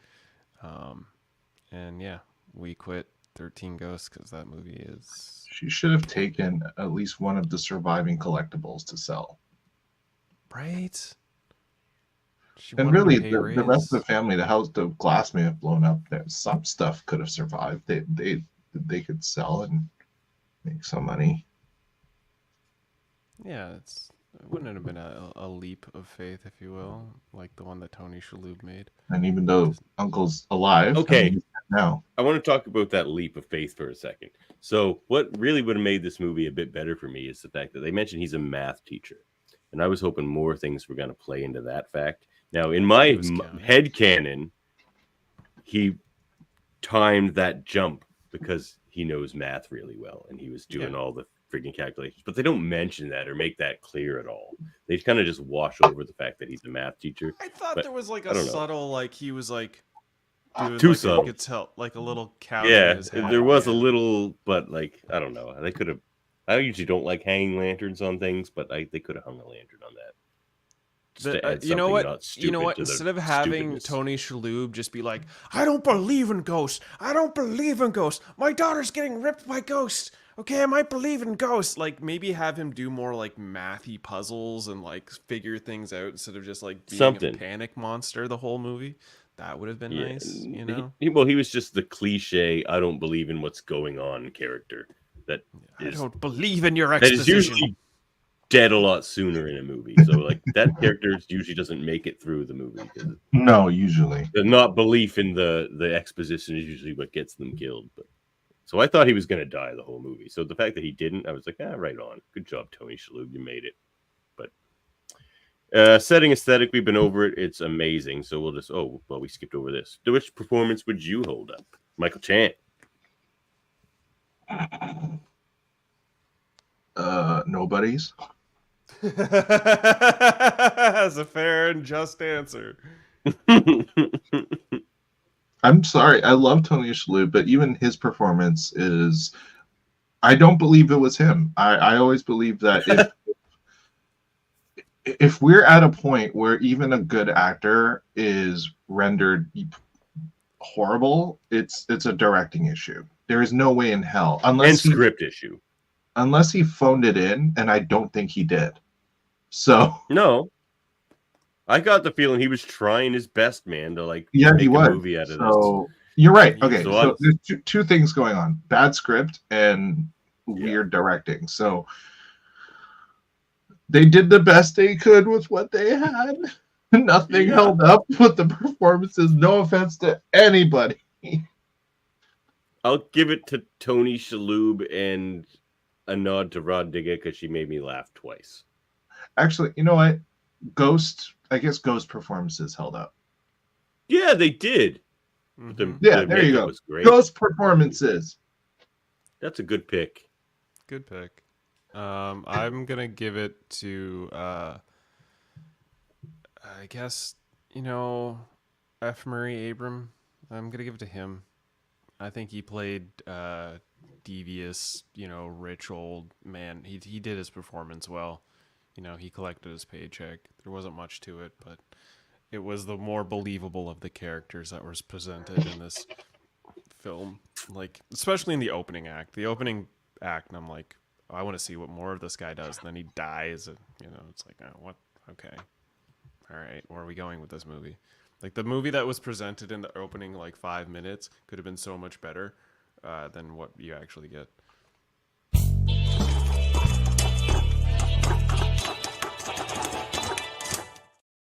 Did you know that Castle movie? Movie morsels for 13 in Ghost. 13 in Ghost. The 12 Actually, you know what? The Ghosts- original was just called 13 Ghosts, so you should know this movie's gonna be bad when they stick those numbers in the word 13. Yeah. Just like, oh no, this isn't gonna go well. Surprised you're not calling it Third Titty Ghosts. Third Titty Ghost. Third Titty Ghost, yeah. So to keep Third this Titty going. Ghost 2001. Out of the 13, okay. The 12 ghosts, which make up the fictional Black Zodiac, all have their own unique backstory. Although these stories were not described in the film, on the DVD, the production and makeup teams explain their guidelines. All the ghosts were contained in glass prisons. Dennis' psychic abilities and Cyrus' resources are used to catch them, and Cyrus narrates each ghost's backstory. And then there was a backstory for each ghost, and I did not. If you're interested, you can look that up. But Michael Chan's thoughts on a series that explores more of the ghosts and all the potential universe that this is valid. There's story to be had. Just unfortunately, the one we got wasn't that great. In the original script for the film, the plot was supposed to take place over the course of a few days, with a subplot that Kathy would fall in love with the lawyer, Benjamin Moss. But director Steve Beck didn't like some of these ideas and nixed them. I don't like that idea either. One particular egregious one, according to him, was Maggie originally being the mole used to lure Arthur and his family to the house, and subsequently changed this to have Kalina be the mole instead. So yeah, even the changes that they make weren't they weren't dealing with a lot of prime rib for their stew, if you will. Duncan MacLeod's Dragon Katana from Highlanders 1992 appears as one of the swords in Cyrus's collection. Oh, what? That's the coolest thing in this movie. Yeah, that is cool. Steve Beck's directorial debut after this film, Beck would only direct one more movie, the similarly themed Ghost Ship from 2002. So this guy directed 13 Ghosts, then he directed Ghost Ship, and then he quit. Ouch. Roger Ebert, may he rest in peace, praised the production values, saying, "The production is first rate. The physical look of the picture is splendid. However, he criticized the story, lack of interesting characters, loud soundtrack, and poor editing. In 2005, he included it on his list of most hated films." It might be on a similar list for me. Hey, I got to go do a quick minute of parenting again. My answer for the next two questions we ask are no. I'll be right back. Fair enough. According to the director's commentary, the creators were surprised they managed to get away with the filming Benjamin Moss's death the way they did without using any discretion shots. So yeah, like the one big like splitty mirror that was like, we got away with it, which is pretty cool. I'm glad they did. Of all the creature makeup created for the film, the angry princess, Shauna Lawyer, required the longest time to apply at 5 hours. The angry princess, played by Shauna Lawyer, causes lawyer Benjamin Moss to be sawed in half by the glass door. She has thus shorn a lawyer. Cinematography, Gail Tattersall, edited by Derek G. Brechin and Edward A. Warshika, music by John Frizzell. Release date October 26, 2026, 2001. Running time 91 minutes. 1991 minutes, good lord. Budget $42 million. Box office of $68.5 million. So they like made money, but not a lot of money. Yeah, that makes sense. Yeah. Where's our banner? Pretty big budget. Holy crap. But I guess $42 million. That had to have been just that like 30 million had to be house. It just had to be the house. That's why they needed to reuse this thing. Jeez. So yeah, that is the question. Rewatchability. Michael Chan. Nope. No. Nope.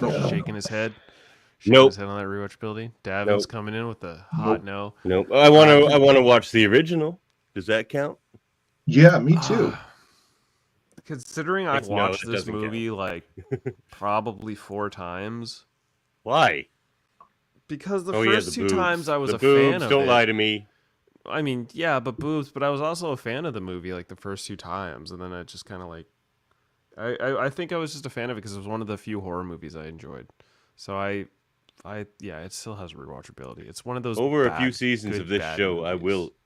I will introduce you to good horror movies. I swear. Sure. But I try to pick things I haven't seen on this show, and it doesn't always work out. Well, yeah. No, the answer is no. Sorry about that again, fellas. The toddler can crawl out of her crib now, and she does not want to sleep tonight. That's all good. Yeah. So does it hold up? The house does. The movie does not. The house does. But no.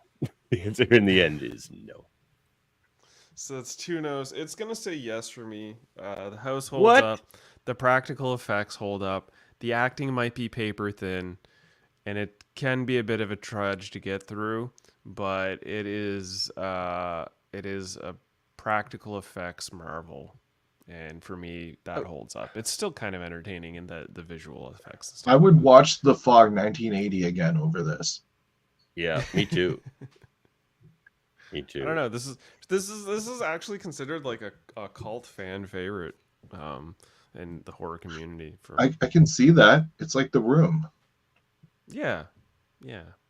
It's kind of like The Room. Yeah, it's super bad, but like, do you really want to rewatch The Room?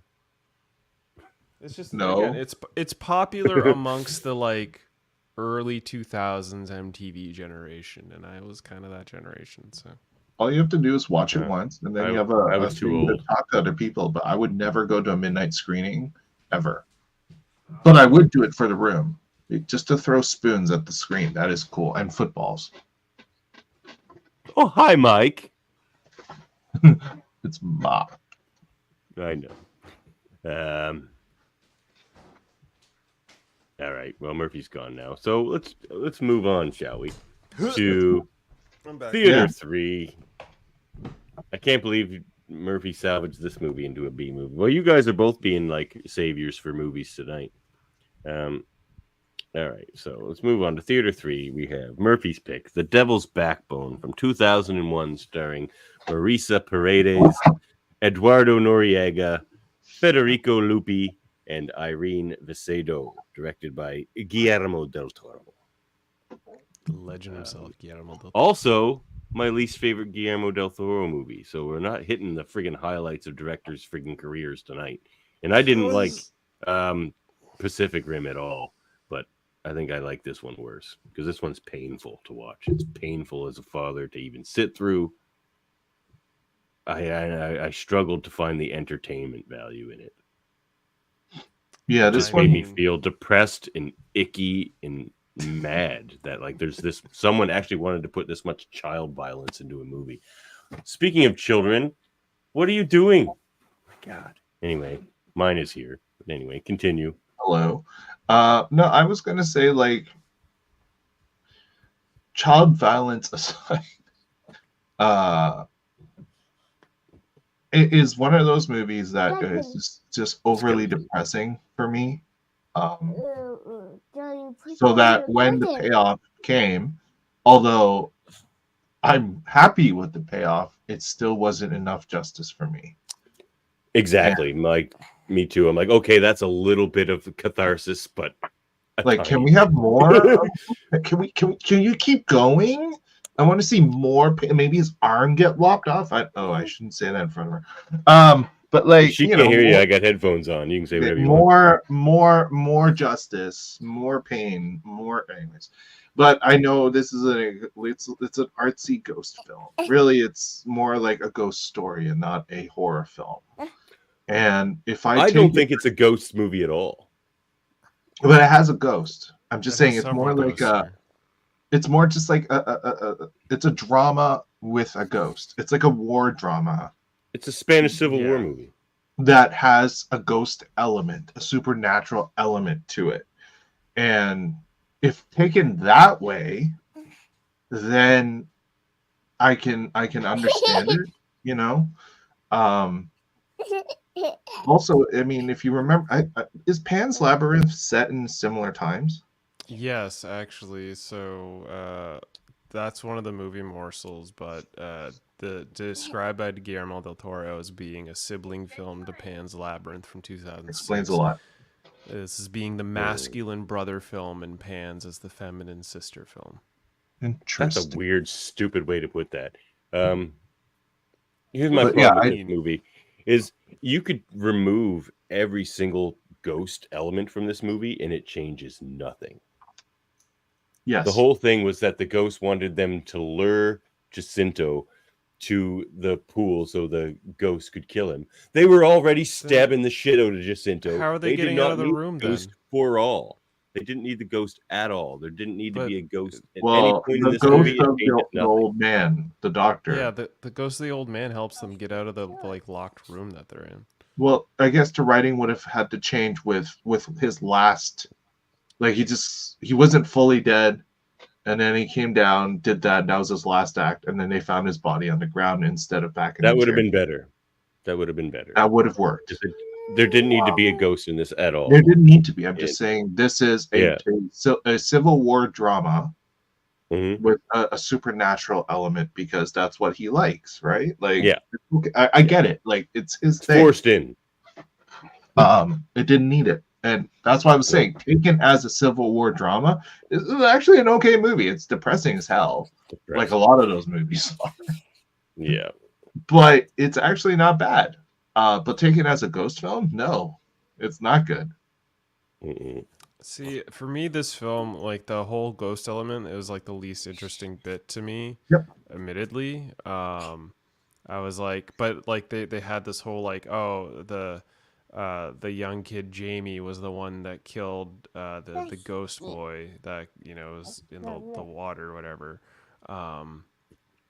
They kind of like played on that, and then you get the reveal that it's not. It's like the Shinto character. I just kind of like I liked how they set it up where it was like kind of like cool and just like chill sort of orphanage, but there was like this looming fear of like a war and army was coming, but then it just never really came, and it was actually this these horrendous monsters of these men that specifically this one guy and the shit that he did, and it just like it went from like 6 to like 8 to 10 so fast. It's like, what is happening? People are blowing up. Things are like, it just went so like crazy gory so wildly at the end. Like I was on the edge of my seat watching this movie. I was really into it. Really? I was super into this film.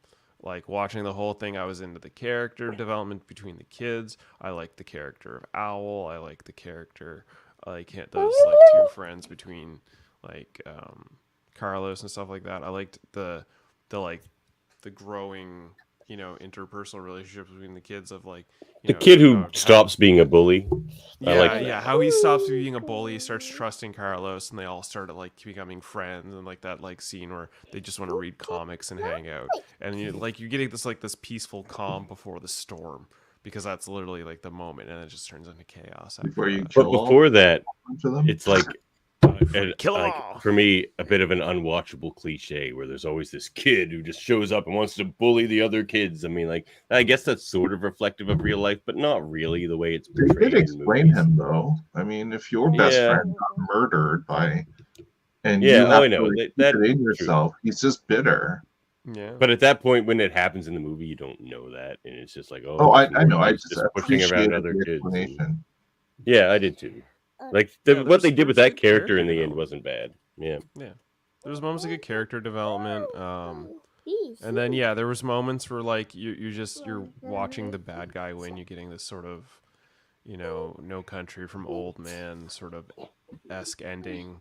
Characters you don't want to die are dying. It's like, wow, this is intriguing. Like, I'm into this. Like I said, it's a good Civil War drama. It's just not a good ghost movie. And it's kind of painful. I draw my line. Yeah. Well, let's refresh. Let's hit the trailer. Ourselves. Yeah. I try to put this kid to bed again. Go to bed. Right, bedtime. fantasmas? Yo creo que he visto uno. I think I've seen Aquí. one here. ¡A clase! ¡Vamos! ¿Qué es un fantasma? It's funny because you don't think the Jacinto guy is gonna end up being like the big bad guy, right? Oh, you don't really expect it now. Quedan 10 lingotes. A good twist. Tienen padres. No tienen a nadie. It's like gold. Like, I want the gold. Like, there's so many just like ahí abajo. storylines. Algo muerto que parece por momentos vivo aún. Un granito de fuerza. Un Grain of granito de strength. fuerza. Un sentimiento suspendido en el tiempo. ¿Y el fantasma dónde está? Llegó con la bomba. Como un insecto atrapado en ámbar. Viví siempre pensando que había un tiempo después. No hay más tiempo, Carl. No hay un después.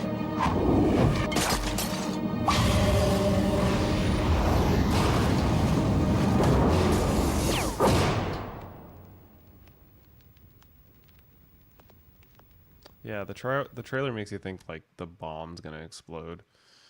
Yep. Which ultimately, you know, it's revealed very early in the film that it's a dud. So yeah, basically, Devil's Backbone 2001. In the 2001 film, The Devil's Backbone, young Carlos, played by Fernando Tielva, is brought to an isolated orphanage. The film opens up with this sort of shot of a bomb bay door opening and bombs dropping over a field, and then you get these sort of shots of somebody drowning, which these amber-like shots. Ultimately, you learn that it's embalming fluid. Carlos is brought to an isolated orphanage in 1939 after his father dies in combat during the Spanish Civil War. The orphanage is home to several other boys and is overseen by the world-weary headmistress Carmen, played by Marisa Paredes, the kind and intellectual assistant administrator, and Dr. Caceres, played by Federico Lupi, and a teacher named Alma, played by Berta Ojea. There's also a hired hand in Jacinto, played by Eduardo Noriega, and his fiancee, Conchita, played by Irene Vicedo, who works at the institution.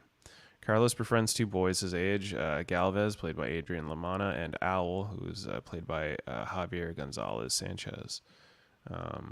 Carlos, doesn't think he's going to stay at this orphanage.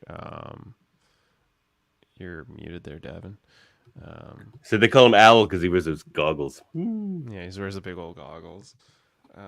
Carlos is sort of in disbelief that he gets left behind at the orphanage, but quickly adapts, gets his bar of soap that's supposed to last him a year, and gets introduced to bed number 12, which is the one that we learned Jamie's friend Sante used to sleep in.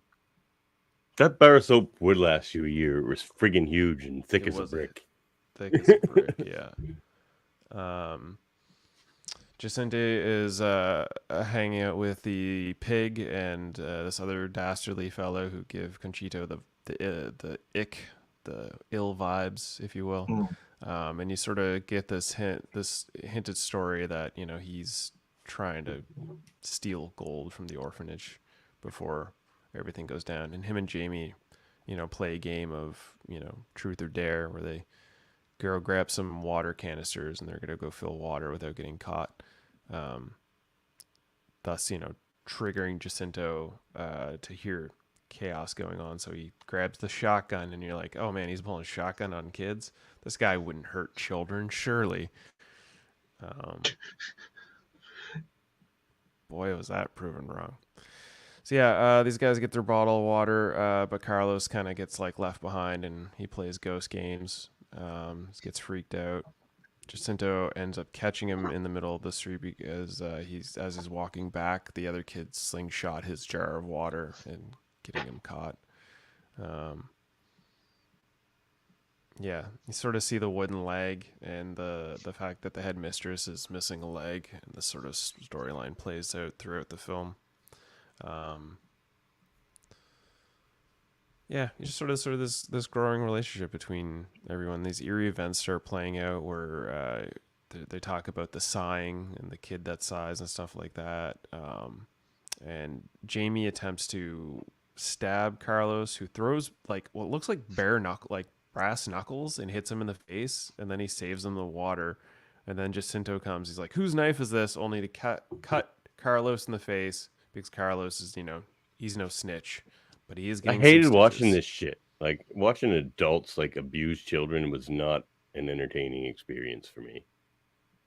Well, they're orphans. And it was most of this freaking movie. It's orphans. They're fine. Who cares? This is okay. They're just orphans. We get to the scene, which actually this is my favorite scene in the movie because it grossed me the fuck out. It was fucking gross. And I knew he was gonna drink it too. I was like, please don't tell me he's gonna drink it. As soon as he mentioned impotence, I'm like, oh, that old bastard's chugging that rum. Yeah. So the doctor here is basically explaining spina bifida and how people thought it was the devil's backbone, but it's really just poor people having impoverished lifestyles and causing, improper pregnancies and poor stuff nutrition. Like that. And he's explaining to the kid here that the embalming fluid is basically just whiskey. He says it's rum and spices. I mean, in theory, it's delicious, but not with a baby fetus in it or whatever. Not with a little fetus. And he proceeds to pour the shot, and I'm just like, whoa. And he starts telling the kid, he's like, some people think it'll cure impotence, guys will do anything to get it up, Yeah, well, people kill rhinos for that same fucking reason. And those people, rot in hell, you bastards. Or Tiger So Day. I'm watching this scene and I'm thinking, oh, surely he's just trying to spook the kid. He's not really gonna drink the embalming fluid. I really didn't want him to. I didn't want him to either. I did. I did too. I'm like, oh god, I hope he doesn't. It's what you know is coming versus what you want. Yeah. I don't want it. I just don't want to be grossed out. Just because he never set it down. Everyone leaves and he's still like, No, he gets such a serious look and he's like, slam it. But then later, bad. He does sell this stuff, right? Later. So. Yeah, that's what he does. Apparently, he sells it all the time. He says that. Which is just, oh my god. But I guess. crooked. Well, that's the thing. Like this story becomes like a layer of just darkness, like an onion layer of darkness. Like you start seeing this, like he's selling embalming fluid, alcohol. She's got the headmistress is missing a leg. The headmistress is also Stuppen Jacinto, which I thought was like a little. Who was wild, one of her like, students? She's known since he was a child. So yes, and she's been doing it since he was 17. Yeah, like this was like such a grimy other like it's just like the layers. It's like it's just or you look at like the stories like they're all horrible. They're so wither. It just gets so dark. It's so dirty fast. And in this, but scene, it's because it's a war movie, and that's a theme in war movies. It's like everything's dirty, everything's gross. There are no winners. Like these are typical war themes. But you see in the scene too, Jacinto is like stealing keys one at a time from the headmistress because he's like, one of these days I'm gonna get the right key, open this thing, and get all the gold ingot sets inside of it. So like his focus and drive is like well detailed. Jamie ends up getting like this like cigar ring thing, and he gives it to Conchita. Cigar wrapper, pretends it's like a gold ring, and she's all sweet about it. She was a nice girl. Yeah, she was the only good person in this movie. It's true, she was. You can't fault them. But the doctor heads into town Carlos where he notices. Pretty good. Yeah. Who? Carlos, the lead boy. Kid. Yeah. Oh yeah, I said the kids. Some of the kids are fine, and even the ones that aren't, they're kids. Are you talking about adults? Yeah, and then yeah. So yeah, the doctor he heads into town to sell his fetus liquor, and I wonder if he's telling them it's fetus liquor, or if he's just I don't think he. I think he's just telling them it's rum and spices, but I don't know. Maybe they are buying it because it's fetus liquor.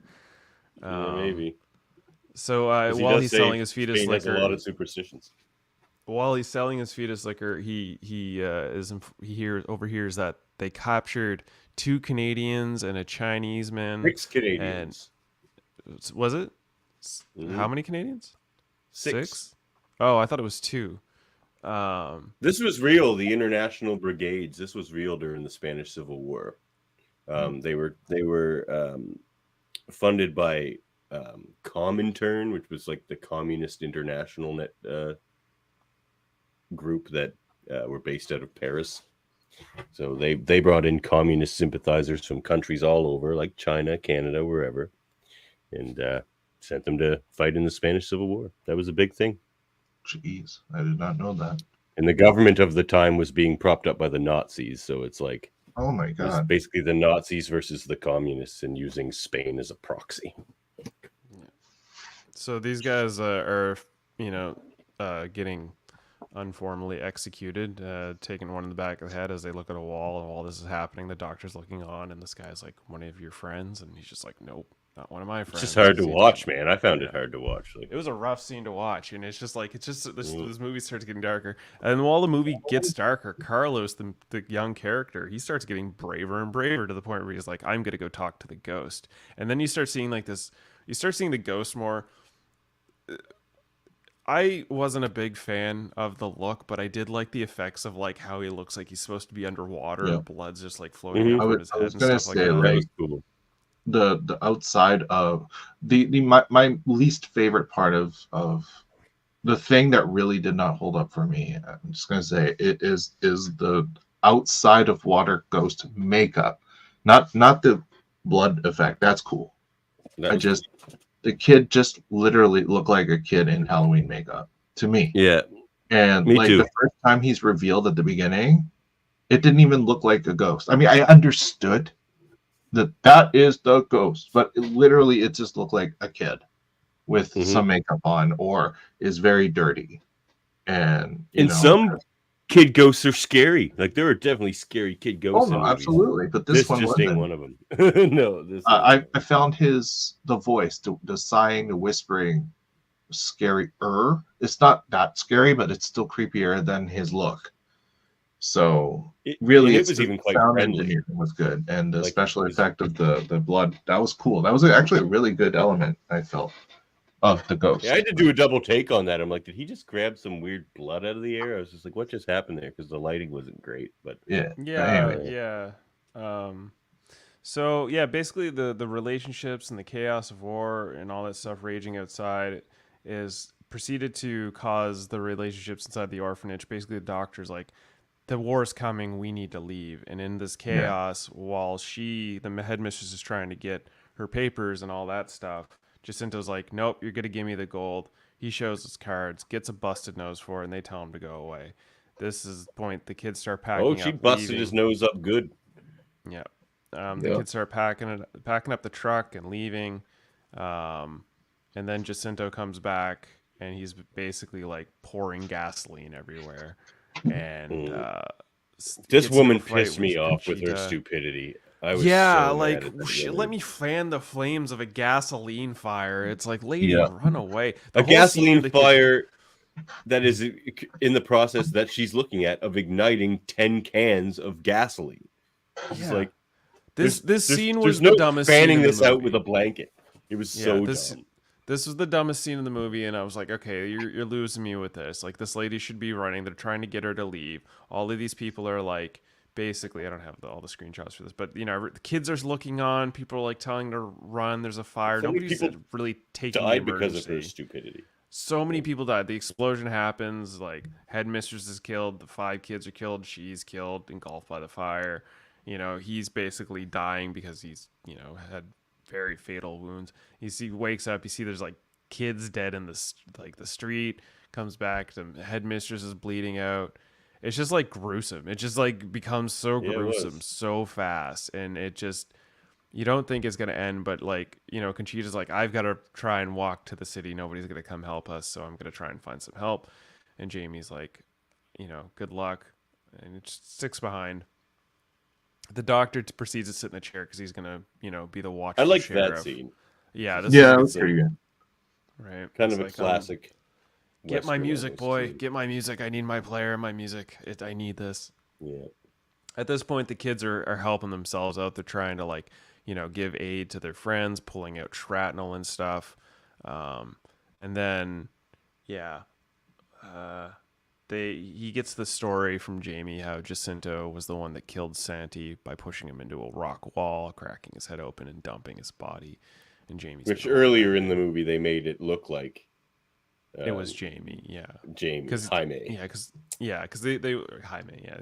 they want you to sort of think that like he's the one behind.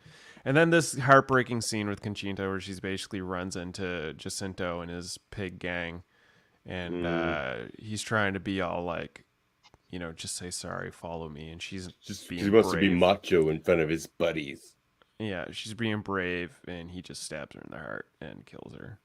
And these guys are like, somebody's coming. They find out it's Jacinto. He backs off. He didn't stab her in the heart. He kind of stabbed her in the side. I'm going to say like her. It's somewhere close to the lungs. Who knows? Yeah. Basically, at this point, Santi is saying he wants Jacinto. And the kids are like, all right, well, let's gather around, children. Let's sharpen some sticks. This is Davin's favorite scene. Kind of, because my real favorite scene, Michael Chan already picked. So, Jamie's basically rallying. This is where Jaime, friggin', man, he shows his leadership, and he's just like, here's what we do. And I just felt like this scene should have happened 10 million more times in history, where the kids just rose up against the corrupt, evil adults. It would have been, we'd be living in a better world.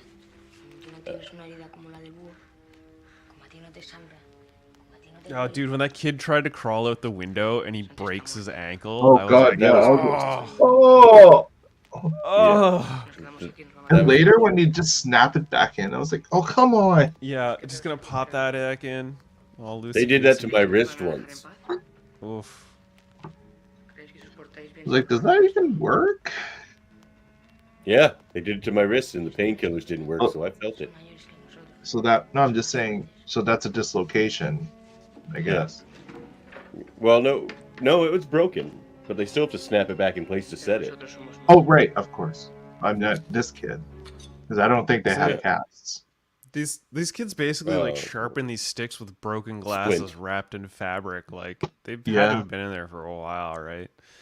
So while they're trying to figure out how to get out, and the other kid breaks his ankle, and they're like, okay, well, one of us has to go out there and help him. That's when the ghost of the doctor pulls a Shining and unlatches the door. And that's when all the kids get out, and they proceed to, set their master Sharpen plan. sticks. Get Jacinto to follow him downstairs, down into the pits. He just shows up and he goes, "Hey, son of a bitch!" Yeah. And Jacinto's like, "You little bastard," and then like chases him. It's like such a trap. It looks like such a Yeah, trap. I guess it's before that. He also has like this little fireside chat with his friends. He's like, "Oh, my dad and my parents. These were my parents, and I'm Jacinto. I'm a person. I'm gonna make good of myself." These guys don't believe he's got any gold. He's like so desperate. They don't to like find him the either. Gold. They don't like him. They don't think he's found the gold, but he actually does find the gold. The old lady's old wooden leg, and they leave him. And he's like, Which she "Screw it." mentions earlier how her leg was feeling heavier. I don't think she knew it was in there. I think somebody else put it in there, like the doctor or something, because she was just complaining to the other woman how her leg was feeling heavier, and it was like a. Unless it really wasn't a complaint and was an explanation of why she's slower. Could be. Just say, "Oh, it just feels heavier today," and then we're supposed to understand later when they find the gold that she actually hid it in there. Could be. That's probably what it was. Yeah. So yeah, Jacinto proceeds to empty all the gold, stick it in his pockets, wrap it around his waist, and then the kids start getting him, chase him down, and Right under the armpit, man. Yeah, dude, it was so yeah. Oh, Perfect spot, perfect placement. Wrong clip. That's very much the wrong clip. That is very much the wrong clip. Give me 1 second here. But yeah, no, right in the armpits, right in the painful itty bitties. I was literally cheering. I was like, "Yeah, get him, stab him everywhere." Like, yeah, man. Yeah.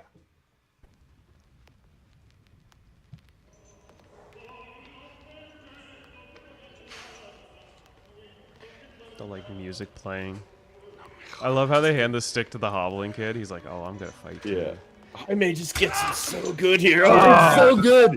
It's so good. I love it. Like cringe. I was like, "Oh man." He got so deep he couldn't even pull it out. He had to snap it off. Like he got 6 inches up into that armpit, man. Yeah. And then they just started skewering him like a pig. He is a pig.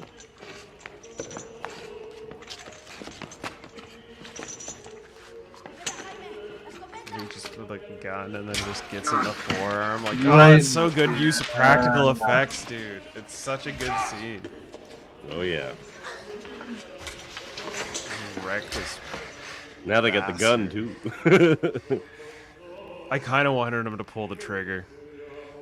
Just be like, I blam! just wanted them to keep poking him. Should have like shot him somewhere that wouldn't kill him, just so they could like poke him some more. But no, he pokes him with the gun and dumps him in the water, and The just ghost hugs like him and drowns him. such a killer, brutal scene. And it's it's not the most comeuppance of justice, but like it's befitting. He gets dragged under the water by the ghost, and yeah. You get the old man. He's in the chair, and he's basically saying, "He's like, I am a phantasmal." I like the fact that in the flashback they actually show you the bomb drop. Yeah. Very cool. And just stick in the mud. I was like, whoa. Terrifying, right? Yeah. But yeah, you get the sort of like closed narration from the doctor, where he starts off talking about how ghosts are spirits trapped in emotions and time, like Ember, like ants in Ember. And he basically is narrating that he himself is a ghost. And also shows you like the disgust of war, where like they were bombing an orphanage. They tried to bomb an orphanage. Yeah, they tried to bomb a freaking orphanage. Freaking dark. Yep. So that's the Devil's Backbone. Yeah, that was my choice. I thought it was. I liked which it. performance would you hold up, Murphy? Man, honestly, Jacinto. That guy made me hate him so much. He did such a good performance at just like being bad and like progress he ramped it up. At first you think he's cool, and it's just like, oh no, this guy is just like a bad dude. Oh, he's a really bad dude. Oh my god, he's a monster. This dude's a monster. What the fuck? And yeah, the kids, they did great performances too. And Conchita, she did great too.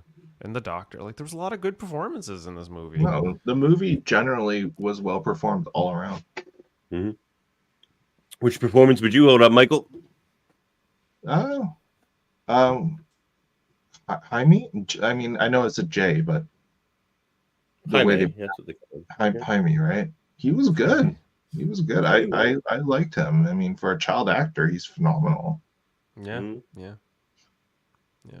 yeah. I might really feel his growth.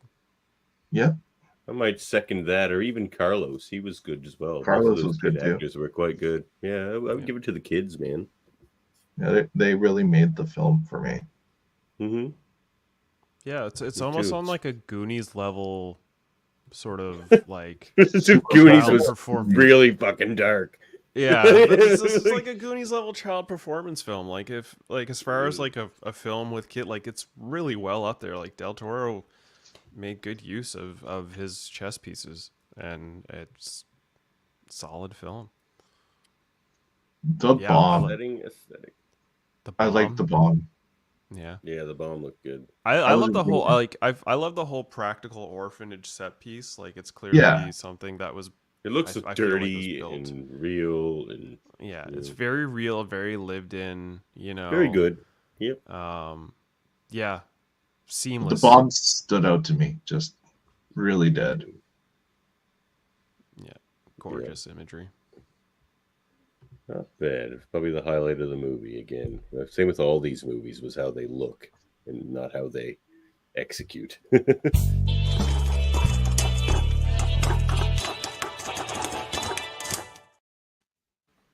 We'll execute some movie morsels for 2001's The Devil's Backbone.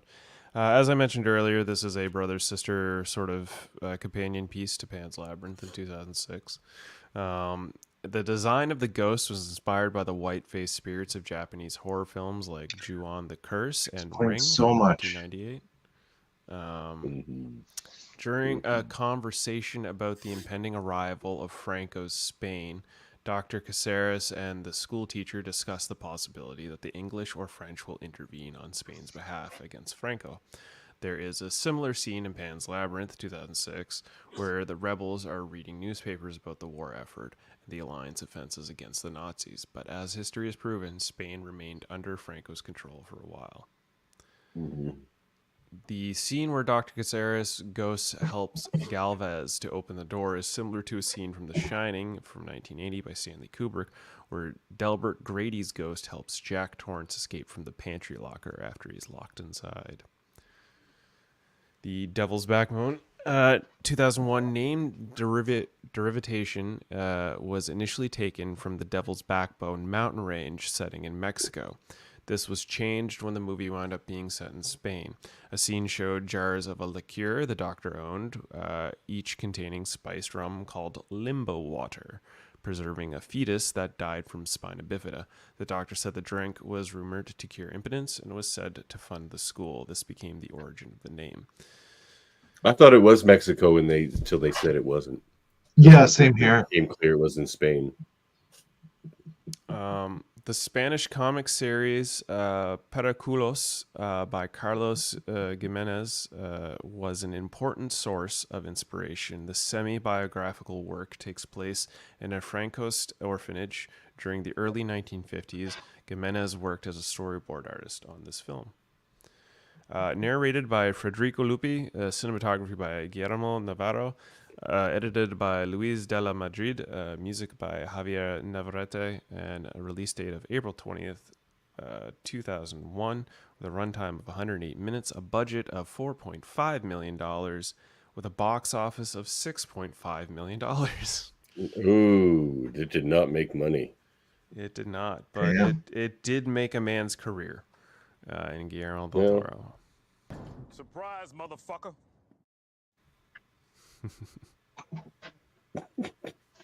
That guy has to show up every couple episodes.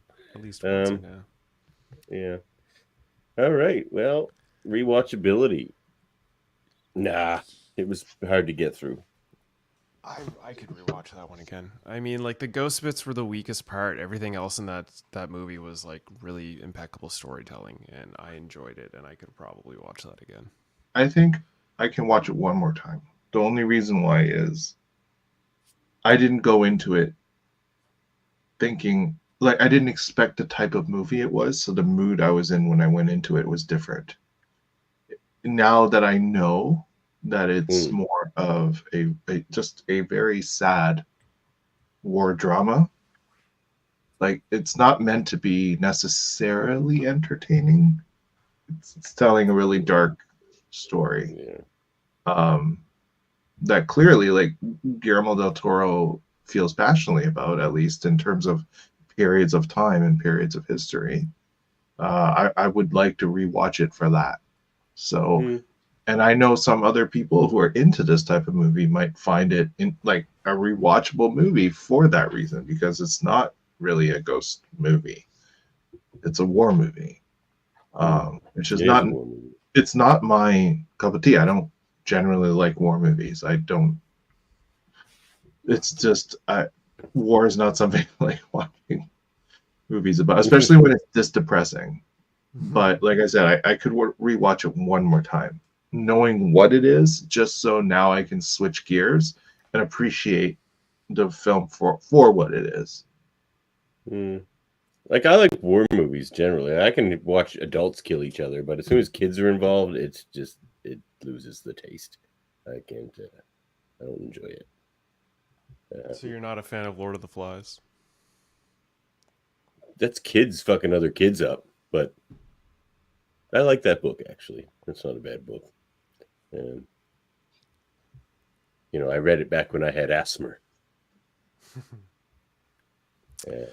Well, all right. Well, does it hold up? Yeah, let's find out if it holds up. For me, it holds up. Yeah, 100%. It holds up. All kid death aside, as a piece of film, as gorgeous art, as in-depth, deep, very shocking twists and turns and scenes that made me audibly go, "Oh!" Like, yeah, this film holds up. I agree. It holds up. It is, everything about it could be made now, and I think in many ways this movie would do better now. Probably. Just with Guillermo's name on it as a new movie. It's like, the new Guillermo del Toro.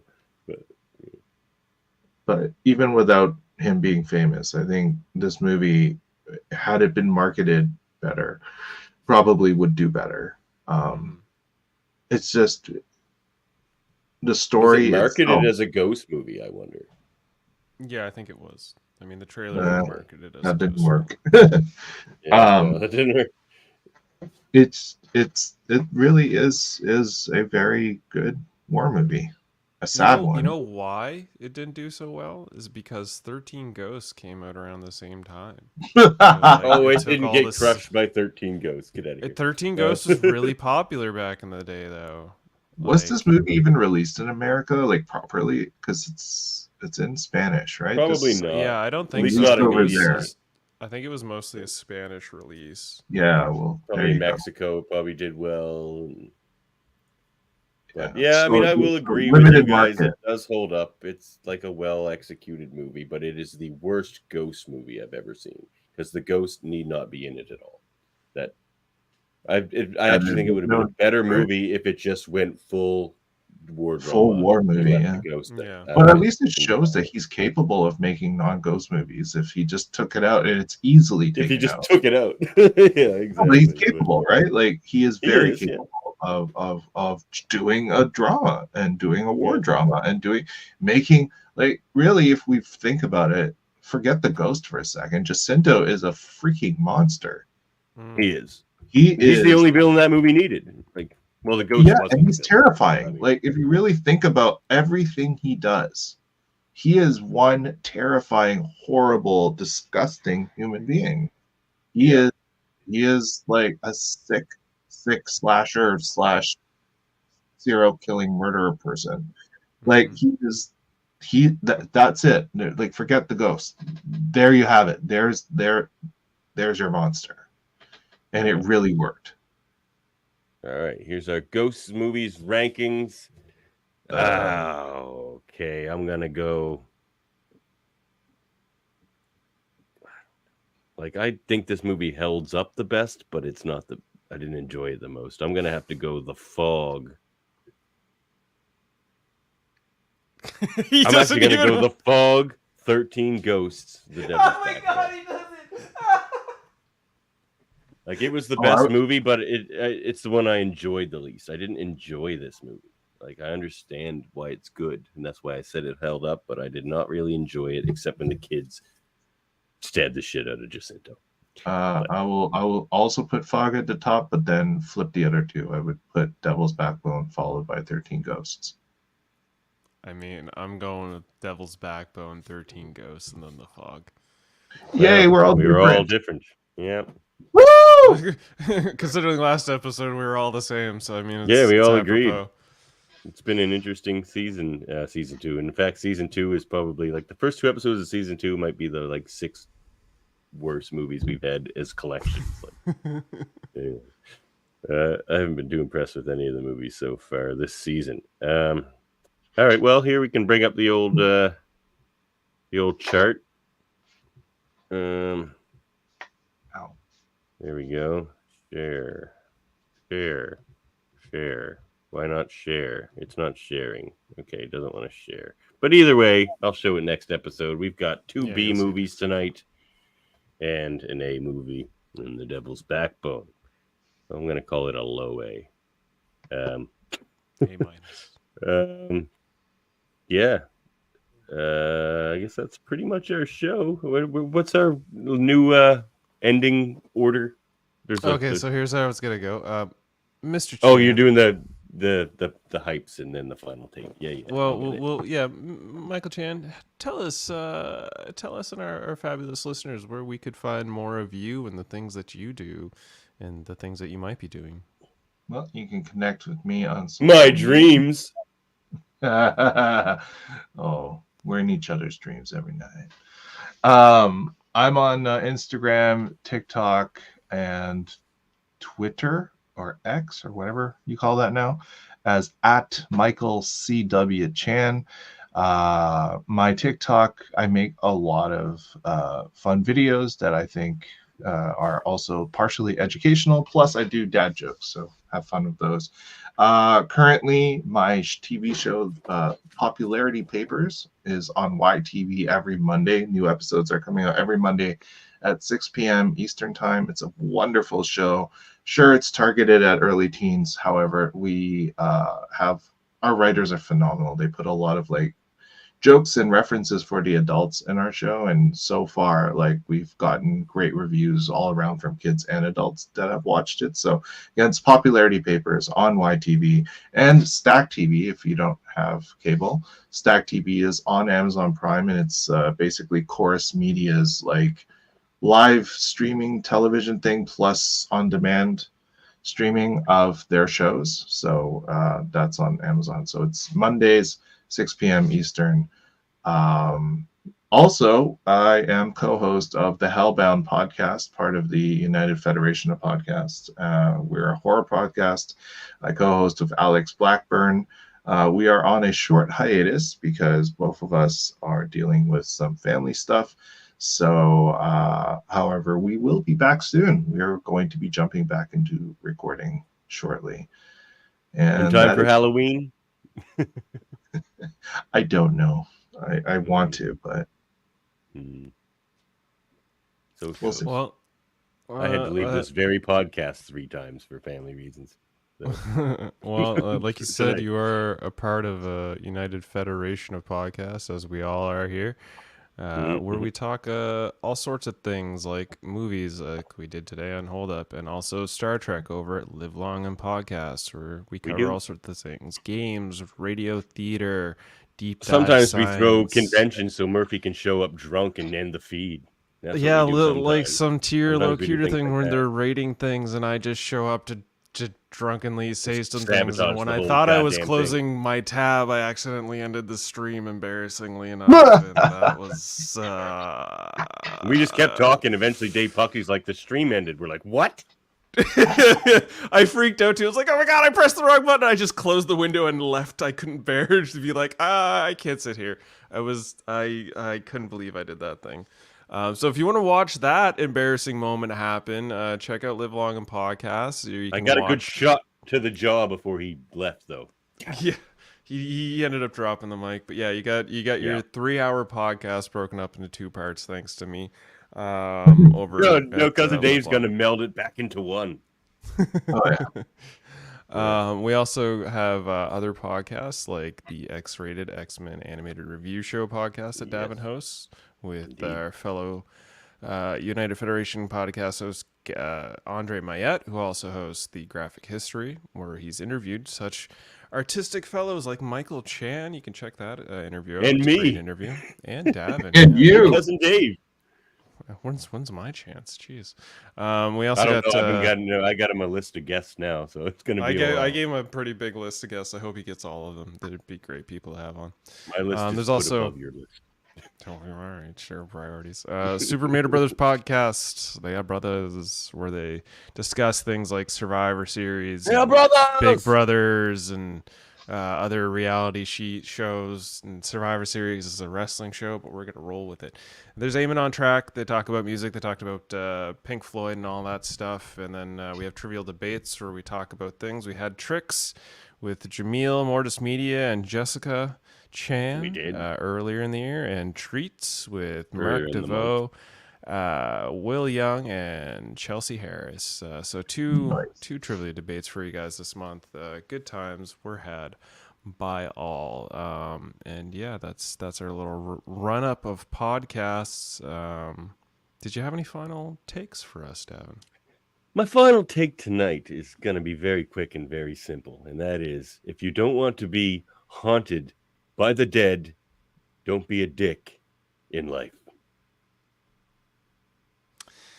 And my final words are, I ain't afraid of no ghosts, and neither should you be, especially when you're enjoying these movies. So I'll see you guys on the next episode of Hold Up. We're going to leave you with the coming attractions. We've got a special guest in Patrick Walford as he joins us for a little radio action. Until then, take care. Well, even though I'm going to hang out and probably comment on these commercials. I'm so excited for this movie. You have no idea how excited I am to watch this movie again. I'm excited for Pontypool. One fateful evening Isn't this the Pontypool episode? This is the Pontypool episode. Yeah, we're going to have good movies next network. in a couple weeks. Was making its Have you ever seen this one, though? debut. Radioland Murders? What is it? No. Yeah, I haven't seen it. You gotta show people. Saw this You ever seen Pontypool, Michael? No dead air on this Nope. network. Oh, Drama Pontypool. came off the air and into our living rooms I have a bad feeling about this. as millions of listeners became witnesses to murder. Michael McKean. Call the police. Such a great cast. in this movie. we exited the studio. Pretty Now, star-studded. the cast and crew of WBN It's him. Shoot to kill. have to control the chaos. I don't know what you know that I know, but I do know that you don't know what you think you know. Oh no! Prove their Oh, innocence. no! Come on, kids, spill the beans. Are you completely out of your mind? I didn't kill anybody, but I'm very close to figuring out who did. And keep from becoming the killer's next This victim. is a spazzy trailer. I don't like the trailer. It doesn't tell me anything. Uninvited. What the hell do you think that It's saying that there's a murder at a radio station. Universal Pictures and George Lucas invite you to exercise your imagination Easy for you to say. in a funny, magical, musical mystery. I've got it. Bobcat. Radioland Murders, starring Mary Stuart Masterson, Brian Benben. Brian Benben. I thought that was Brian Benben. I can't believe Brian Benben's in a movie. Break the glass. Use your gun. Right. I used to watch Dream On all the time. Radioland Murders. Dude, Dream On was such a good show. Directed by Mel Yeah, Smith. man, Brian Benben. That's Shit, why now I'm I telling wanna you, watch it Radioland just for Murders Brian is Benben. great. And I sometimes get worried when they stick that many stars into it. I can't take that tape from you. If it's unsolicited, I can't touch it. It's not easy to break into the music business. But these three guys... I'm so glad Patrick picked this film. I can't tell you my code. Well, we've all seen it so many times. Yeah, but it's worth it every time. I've watched this movie like 12, 15 times. I love it. I've probably seen it. I actually haven't, though. You've never seen this movie? Airhead. Look, all I want to do is be heard. Shit, you gotta watch Airhead sometime. Stick that in the rotation soon. My name's Pip. The band name. Sorry about that. The Lone Ranger. Man, look, it's the demo's wasted. What are we gonna do now? Run! Hello, police. God. Kramer's bad in everything that's not Seinfeld. I gotta say. Do you mind if I sit in a chair? I don't want to get all crowded. Yeah. If she doesn't sit on the floor, I don't know. Michael McKean again. If only he was in Pontypool. It'd be a clean Michael McKean suite. Okay in there? He wants to know what your demands are for releasing the hostages. What's he mean by hostages? It's the inbreed. We asked for a whole bunch of weird stuff for complete insanity later. Number 13. Naked pictures of BR. Yeah, I love this movie. I'm sure it's gonna hold up. But we'll see. Exceeding the maximum weight limit for that belt. Without a doubt, it's gonna hold up. I love 2 of these movies. What are you thinking about? Swimming pools. He doesn't wear a helmet, does he? You guys are crazy, man. Y'all are all woohoo. Y'all are all woohoo. A plastic gun! Now what are you gonna do about that? Chunk style? Improvised. Oh my God. Rangers? Yeah, I remember that scene. Well, there's 3 of you. You're not exactly lone. No idea what you're saying right now. Airheads. I cut a deal with them. We gotta send one person out. I'll go. One of the hostages, doof. Sorry. The music made them do it. Chevy, Sandler, Frazier. Wow. Joe Montana. Need to watch that. Yeah, it's a good one. Oh, Pontypool.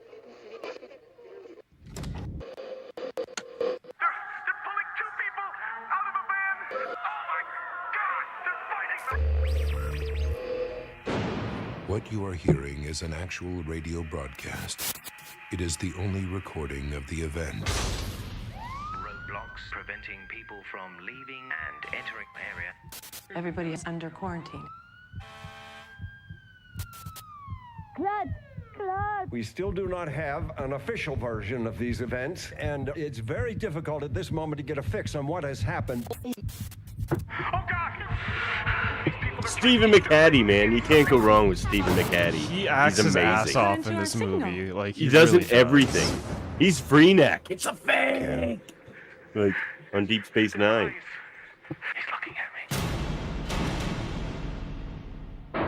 For your safety, please avoid contact with family members and refrain from the following. All terms of endearment. For greater safety. So good. Do not translate this message. Not translate. Just listen to me. It's gonna be a good one. See y'all next week. Or next episode.